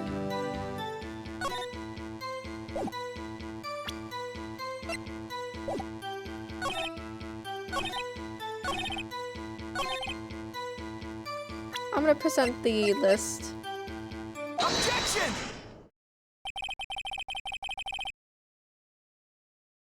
You claim you had nothing to do with the forgery, but I'm afraid that is a claim you cannot back up. Explain yourself. Several pieces of evidence were found in your office. Take this list, for example. Oh, that's the list Emma Sky drew a picture on. This was discovered in your desk. Not only that, but a piece of this jar that was sitting in your office was found inside your safe. It was found where? You see, Chief Gant? These articles of evidence uncovered in your office are both concrete proof that you also played a part in this illegal investigation. Chief Gant, what is the meaning of this? Hopefully, as a defense attorney who may even rival Worthy. So you admit to it then, that you were involved in the forgery? Me? Oh, do you mean you? Me? Why would I have anything to do with that? Well, you were the one who snuck into my office when you found this evidence. Prosecutors aren't the only ones capable of forging evidence, you know. Defense attorneys can do so too. Isn't that right, Righto? Objection! However, Detective Gumshoe was present during the investigation. Worthy, my boy. Not even detectives are exempt from the law. Rest assured, he will receive his due punishment. What? Detective Gumshoe's salary drops any further, he'll end up paying to work. As well, in light of the detective's presence, please give us your testimony regarding these pieces of evidence found in your office. In relation to the forgery that took place at the crime scene. My, kids these days no longer know how to put two and two together. Okay, sucks. Let's see, what was it now? A draw fragmented list. How far I know you could have planted them in my office. Anyway, you can't prove when those pieces of evidence were discovered. If they were found after Dark was convicted, then they're worthless. No reason I'd participate in a forgery. Rearranging the crime scene wouldn't help me out in any way. No, Mr. Wright. Yes, Your Honor. When investigating the crime scene, should have been more careful to observe protocol. You do understand that I am the chief of police, right? There's consequences. Oh. Did I believe I will press charges so you won't make the same mistake again? My apologies, Chief, but would you mind waiting until tomorrow for that? Today is, well, you know. Alright, Audrey, in return, though. I know that place, right? Oh, what are these guys, telepathic? Are they gonna go on a drink party later? They're gonna go on a drinking party later? So, why would we do it? What do you mean by that? This is all purely hypothetical, of course. Suppose I did place those items in my safe. Such an act wouldn't necessarily constitute forgery. Objection! Oh, they're going on a date? I should have known. Concealing evidence found at a crime scene isn't forgery? I'm not through speaking yet, Righto. It all depends on when the evidence was discovered.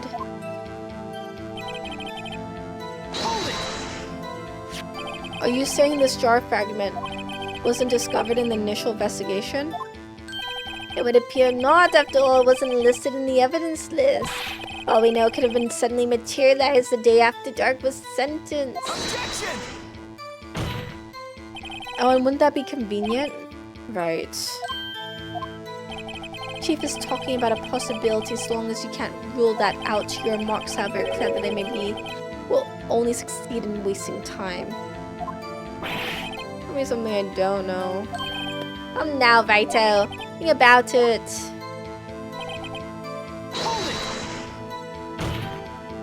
How can you look me in the eye and say that? 'Cause I'm innocent. Remember, who was that murdered meal? Not sure, give the word murder here. In the end, the person responsible for Mr. Marshall's unfortunate demise was Emma Skye. Well, now do you see? Really, Chief Gant? At the very least, there's one very large benefit you reap from all this. Oh, and I wasn't aware. What is this benefit? That would, of course, be the position you have, Chief of Police. Oh, the realization of the SL9 incident secured your promotion to Chief. That in itself is sufficient motive.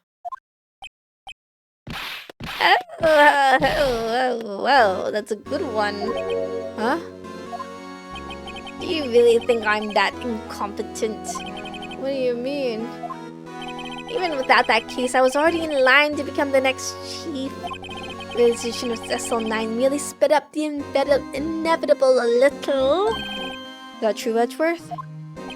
Yes, he was going to make chief anyway. Gah.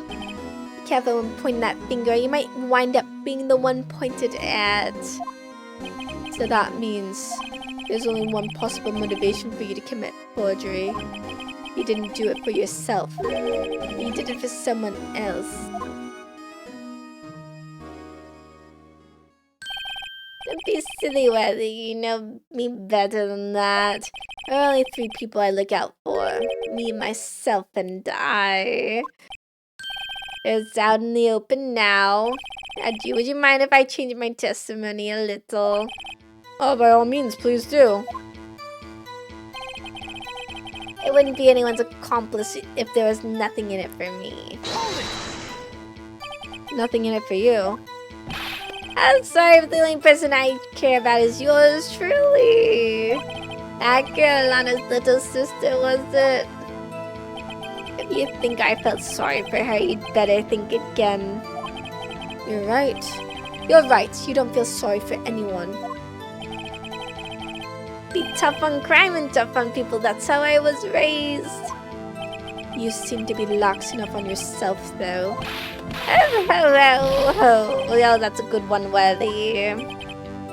Could there have been something in it for him? Yeah. Control over the prosecutors, obviously.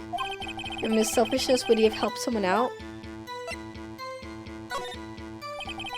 You might not help out anyone for their sake, but if it would benefit you, you might decide to assist someone. Mr. Wright, appears you're positively determined to betray the chief. As a nice man who likes to lend people a hand. That's not what I mean. Very well then, who is this person you believe Chief Gant may have helped forge evidence?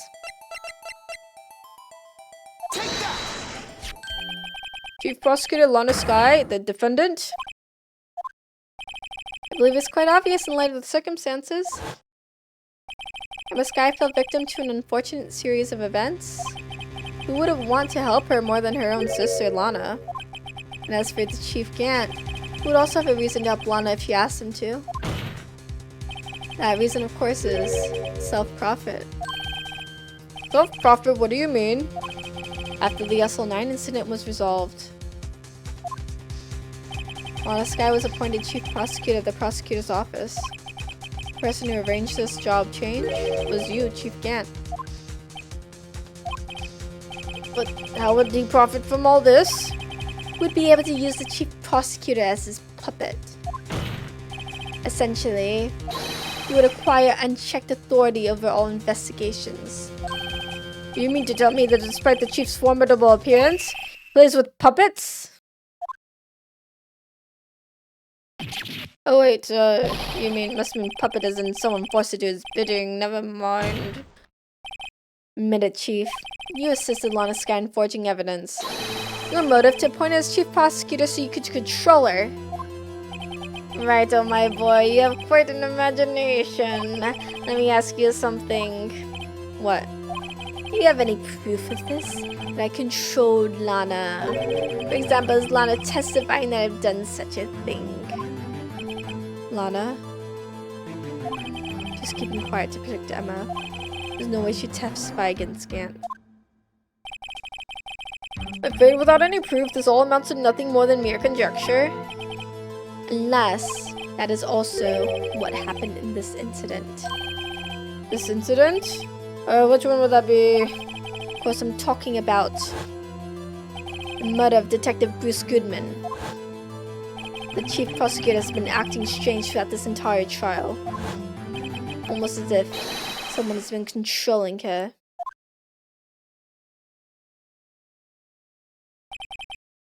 Well, you better watch your tongue. I wouldn't want you to get hurt. What do you mean? What he means, Your Honor, is that Chief Gant is involved in the murder of Detective Goodman. Not only that, but the Chief is now making Lana take the rap to cover up his involvement. Whoa, whoa, whoa, whoa. Whoa, whoa, whoa. Order. I said order. Mr. Wright, you can't be serious. Huh? This is an affront to the highest ranking officer in a law enforcement agency. Accuse the chief of police of blackmail and murder. That is impossible. Ugh, Judge, you're ridiculous. I hate you. I'm sorry, I don't hate you. I just wish you got retired immediately. Your Honor, I was merely reiterating what Mr. Edgeworth said in an easier to understand language. It's too late, Mr. Wright. There's no turning back for us now. Looks like he's the one who's decided to go through with this. What do we have to lose? Our respect, our honor? Patui. Can you prove this, Mr. Wright? The chief, a high-ranking officer of the law, is involved in this murder. Good question. Regardless of his rank or title, Chief Gant is just a man. Question is he a criminal? I believe the evidence will tell. I see. Alright then, let's see what Mr. Wright's got and it better be good. Show us this evidence that ties Chief Gant to the murder of Detective Goodman.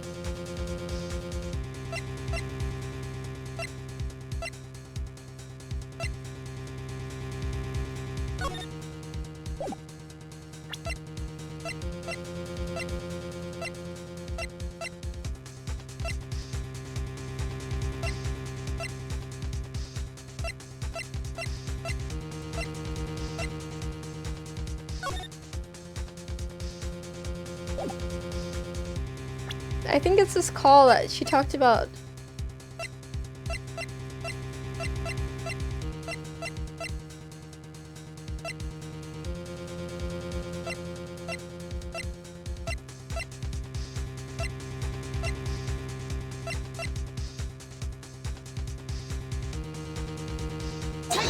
Please. Well, Chief?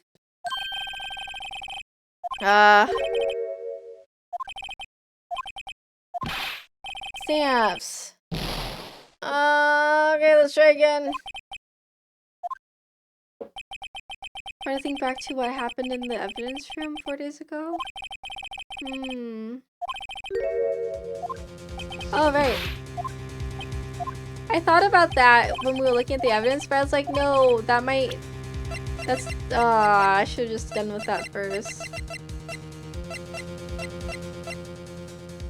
That's my fault. This is the ID card list. Yes, the one that shows who entered the evidence room on the day of the crime. There was one ID on the list we couldn't determine the owner of yesterday. 7777777. Sorry, but there's no way you can prove that's my card number. It's your number. Well, how do you know that? The safe in Chief Gant's office requires a code to open. A 7-digit code. 7 digits you don't mean? I'm afraid so, Your Honor. Code was 7777777. Same as the remaining ID card number on that list. Chief Gant, you entered the evidence room on the day of the crime. Ooh, look, we got him! Look how upset he looks. He's gonna go into a rage.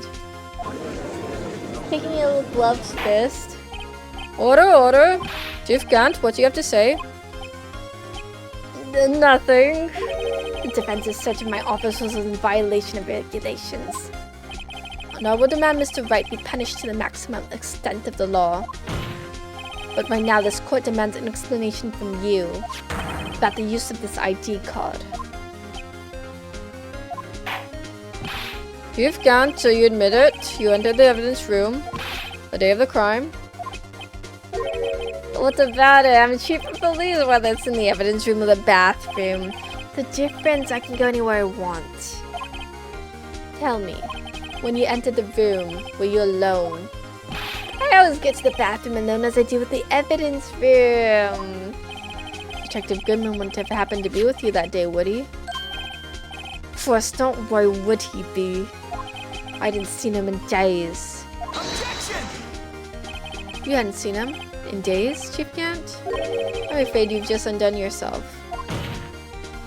On that day, you had to have met him with Detective Goodman.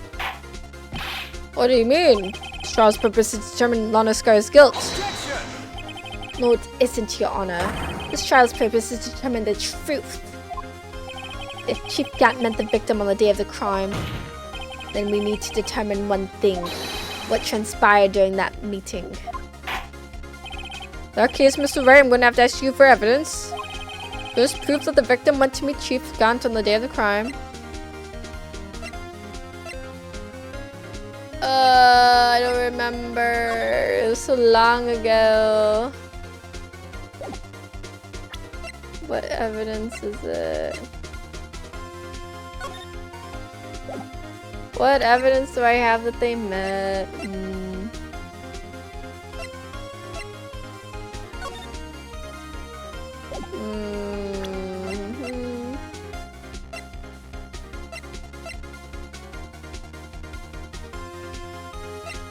Maybe this one?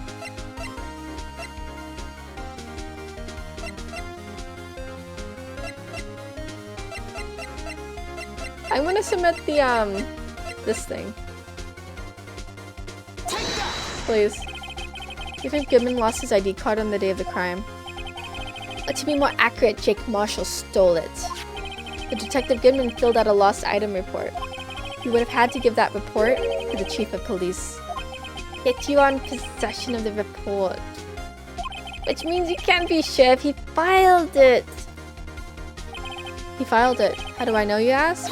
Because he needed to enter the evidence room that day. You did too? Yes. Transfer the evidence out. Oh. Detective Goodman took the form to you, Chief Gant. Then, you accompanied the detective to the evidence room. I accompanied him? There's no other way the murderer and Detective Goodman could have entered the room. Hold on, let me guess what you're going to say next. I, the Chief of Police, murdered poor Goodman. Exactly. But wait! The Chief didn't necessarily need to accompany him to the evidence room. Could have just lent him his ID card. Yes, now what that you mentioned, I believe I might have done something of the sort. Objection! Sorry, but that's not possible. According to the record, your card was only used once. Yet you showed us your ID card earlier. If you had really lent it to Detective Goodman, it would have been found on his body.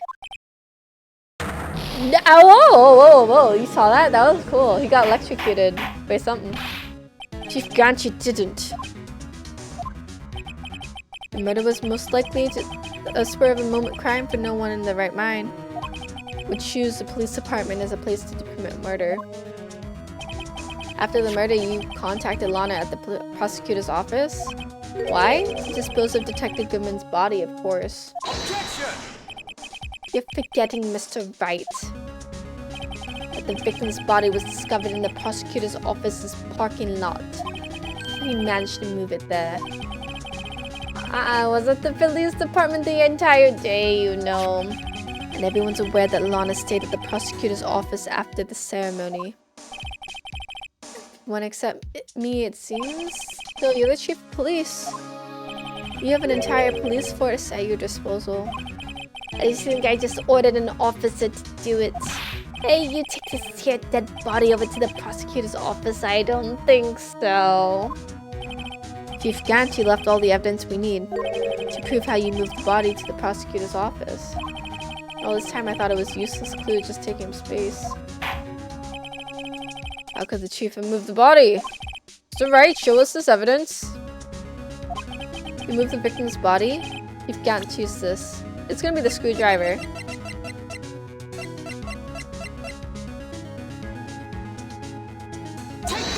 Please. This is how he moved Detective Goodman's body. What's that? A screwdriver? But what does that have to do with this case? Mr. Edgeworth, think back to the day of the crime. What is the screwdriver doing here? It's here because... Ah! I was asked to go by Chief Gant, no less. He told me he wanted me to keep it here in the prosecutor's office. In any case, on the day of the stabbing, I brought this back here. After the ceremony ended that day, I didn't plan to return to the prosecutor's office. But you did, because Chief Gant asked you to. You mean I The body was found in the trunk of Mr. Edgeworth's car. I think it's pretty obvious what happened here. The body was moved by that car. Detective Goodman's body. It's carried in the trunk of Mr. Edgeworth's car. Yes, unless of course you have another explanation, Chief. Why else would you have asked Mr. Edgeworth to transport evidence from a closed case? There's only one plausible explanation. Transport the body to your accomplice, Miss Lana Skye. Order! What's going on here? Is there no room for rebuttal to the defense's outrageous accusations? Think back to the photograph Miss Starr took at the prosecutor's office. This was not a photo of the body being stuffed in the trunk to be taken away. It was exactly the opposite. It's a photo of the body being taken from the trunk. Chief Gant, please say something. I believe... Your time's up. My time's up? Sorry, Rachel, but I'm having lunch with the District Attorney General after this. We have to get going if we're going to make in time for the early red special. Objection! But the cross-examination isn't finished yet. Remember what I told you earlier?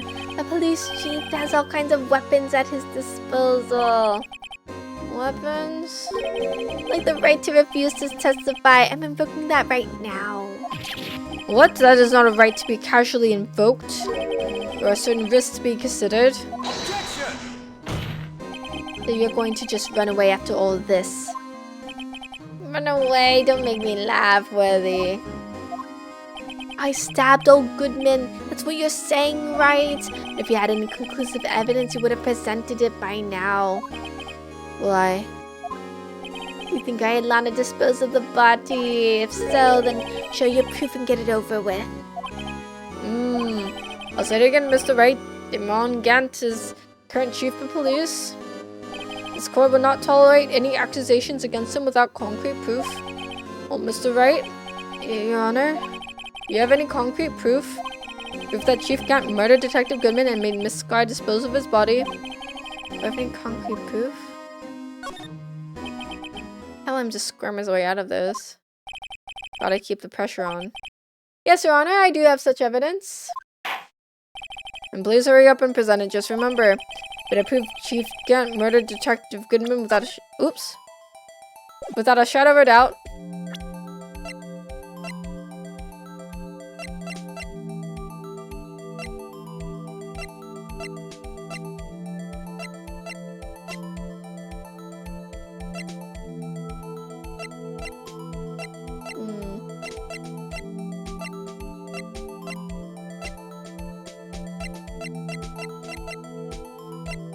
I want to do the phone call again. Or this. No, that's not relevant. I want to try this one again. Wait.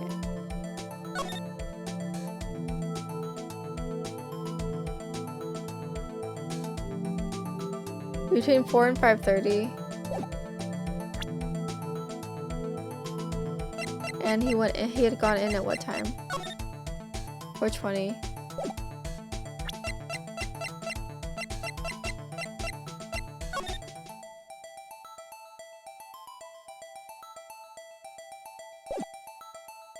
Take that!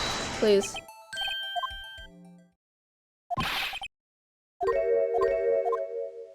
Snaps. I thought it was because they're the same time.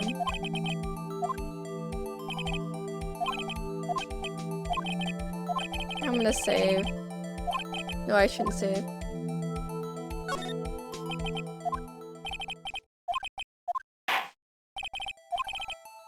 There's so much text though.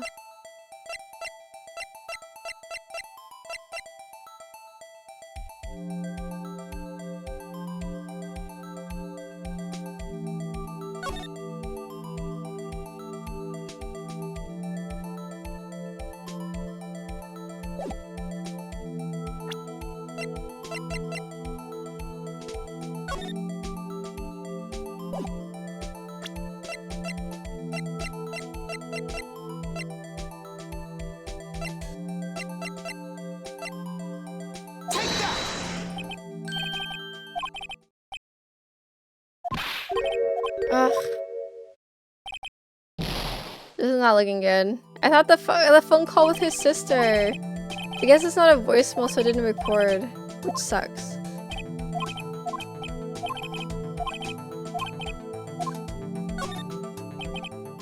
We have to have concrete proof.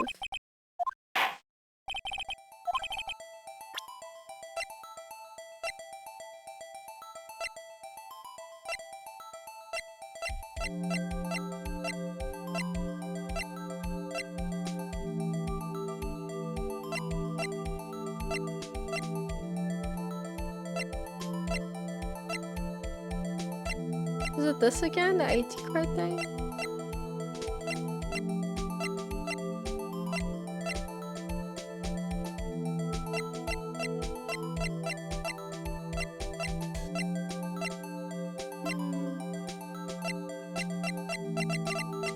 It can't be the AD thing, because that doesn't mean he killed. Or is it the knife? Oh, this is hard. Please.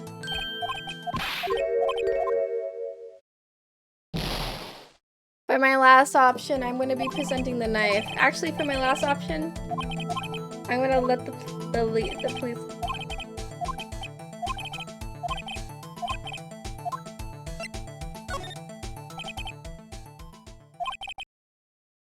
Is this the answer?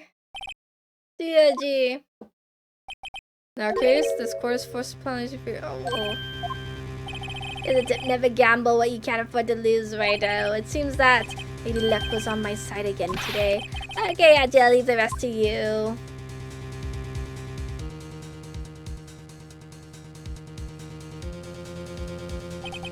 One year later, Mr. Wright, this is an affront to our senior.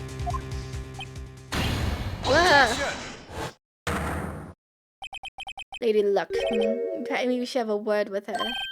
So, Edgeworth, what do you mean? There's one lady who knows the real truth behind this trial. We haven't yet had the honor of hearing her testimony. A lady who knows the truth, another witness. In the absence of conclusive evidence, the only other method of proof is testimony. Chief Kant has invoked his right to refuse to testify. It's just someone else, one more witness who can answer all the questions raised in this trial, someone right in this very room. Mr. Edgeworth, who is this person? Why are you asking me, Your Honor? Have you forgotten? The defense is the one calling witnesses today. What do you mean? You're not Mia, Opie. You're Opie. Yeah. Get outside the box. She's dead. She's gotta go rest in peace. Mr. Wright, does such a witness exist? I mean, I've been willing to tell the truth, but we can't just stop now. Yes, Your Honor. Defense calls first. Fourth. Mrs. Lana Sky. She was in the underground parking lot at 5:15 on February 21st. The task: dispose of the victim body. In accordance with a certain someone's orders. Mr. Edgeworth? Prosecution has no objections, Your Honor. Very well, the court will now take its final recess for the day. In 15 minutes, we will reconvene to hear the defendant's testimony. Court is now... Hold on. Huh? Chief Gantz, I thought you were going to eat. Listen good, Lana. Talking to Lana. I don't think you need me to tell you this, but if you accept Mr. Wright's claims, there will be terrible consequences. That's right. Your sister will be found guilty. Vanille Marshall's murder. This isn't good. Was you never support such an outrageous claims anyways, right? Something to think about. Alright then, now I've got a lunch date to meet. He just threatened her live in court, and nobody cares. Okay, if there aren't any further objections, this court is now in recess. Dude, he's so edgy. Looks like we managed to stay in the game. Yeah, thanks to your help, Edgeworth. That chief, he's something else, pals? Detective Gumshoe. Ah! I'm not a detective anymore. Oh yeah, sorry about that. Ah, don't worry. I've already decided where to work now. Your office. My office? Sure. I'll take the place of that top-notch girl you used to work with. What do you mean? Maya? Still, looks like we're all out of moves now. Chief Gant's done it again. How is it he always gets the upper hand? Not fair, he has the right to refuse to testify. Settle down, Wright. Remember what the judge said. Chief, that is not a right to be casually invoked. There are certain risks to be considered. Risks? Well, what do you mean by that?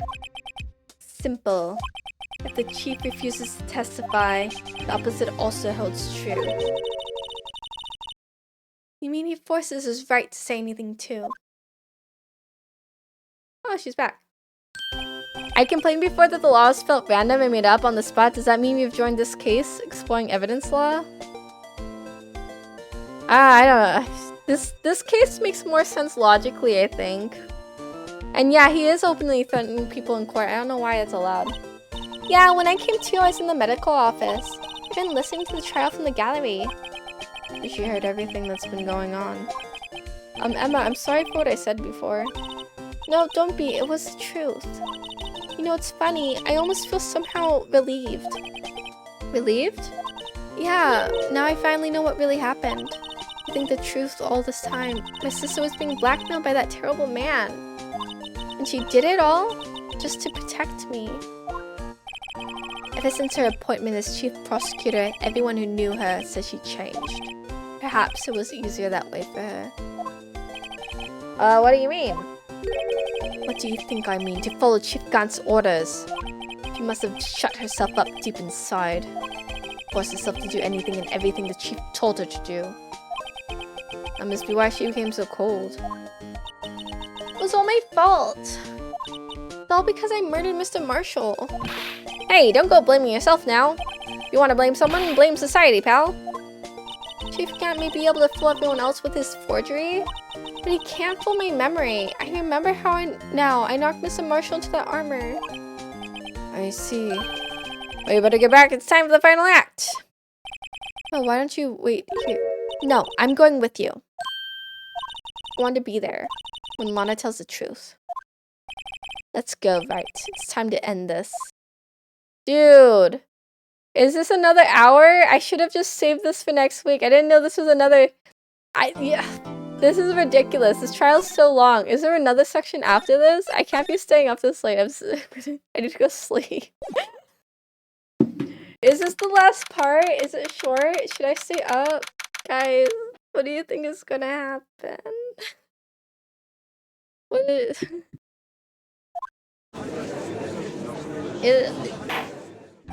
I feel like we're at the end, but I thought we were at the end last time. Did I just end?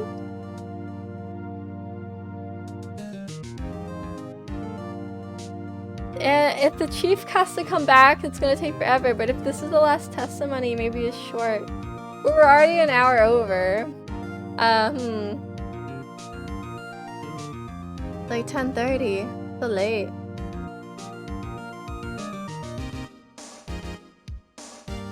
If I figure everything out fast, I already figured everything out. I just don't click the right button.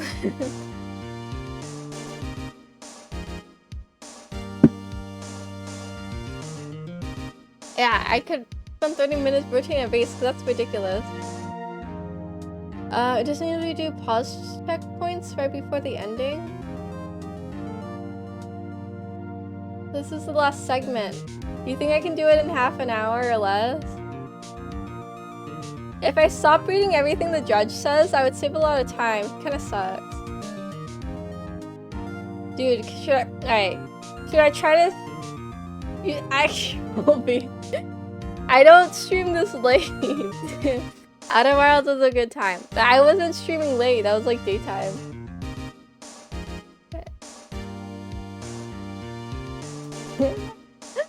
I was just talking to my friend about Outer Wilds the other day, actually. Wait, don't distract me. Counting on 30 minutes is a bad idea. But the next week it's only gonna be an hour stream. Sounds bad. I should have saved the other section. Ugh. Am I doing the sunk cost fallacy thing? Where like I like it when things end on like a good like section. Just play 2 games. Okay, I could also just speed read. A lot of my time is just spent reading. If I read really, really fast, and then like also I don't have my dramatic pauses that I...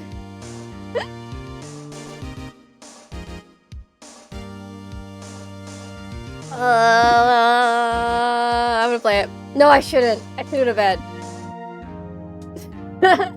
I should really go to bed. I'm gonna be so tired tomorrow. Oh.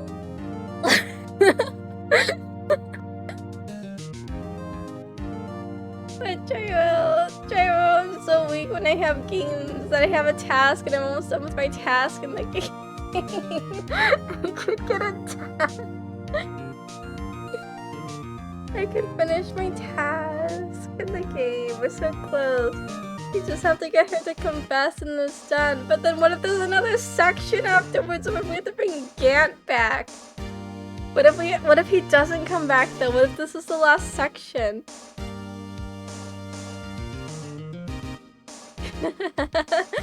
Oh, fine, okay, I'll stop. Let's save. Did I just save? I think I did. Let's save again. Fine, you've convinced me. I'll wait. Oops, no. Yeah. Okay, fine. You guys win. I'll go to bed. You win. Okay, fine. Ugh. My voice is a bit rough now after doing Gant's voice.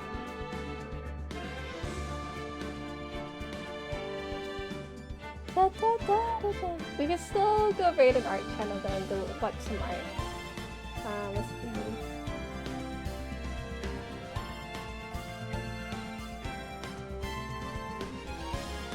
Gyro's already trying to get me to stay up late again. Let's see, where's the raid button?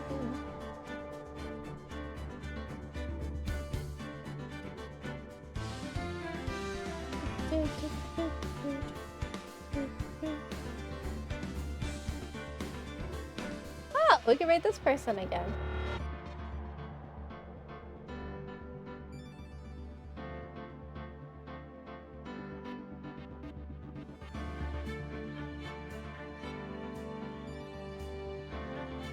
Okay, great. Stop trying to make me stay up later, Gyro. Unless, anyways. Oh, you remember the base rotation forever? That's crazy. Oh, I'm glad that you guys have such a good time with the bases. That it's somehow a key memory for you. That's kind of fun. I don't know why that stood out to you. It was not. I did not enjoy rotating that base. That was ridiculous. It's absolutely ridiculous. Oh my gosh. And it's only thanks to Nene that we even like made progress. Cause I was like, I had a different concept in mind. I was thinking like the shadow of the base is what she saw, not like literally the base shape. So I was thinking like too far. Like I was thinking like the length of the shadow and stuff, and like that was too much. Oh, okay. Oh, we're gonna raid out soon. Oh, what do I say? Thanks for hanging out, guys. We'll be back next week on Tuesday, 6:30 p.m. Pacific time to finish the game. Gosh, I can't think of anything else. Have a good night. Goodbye.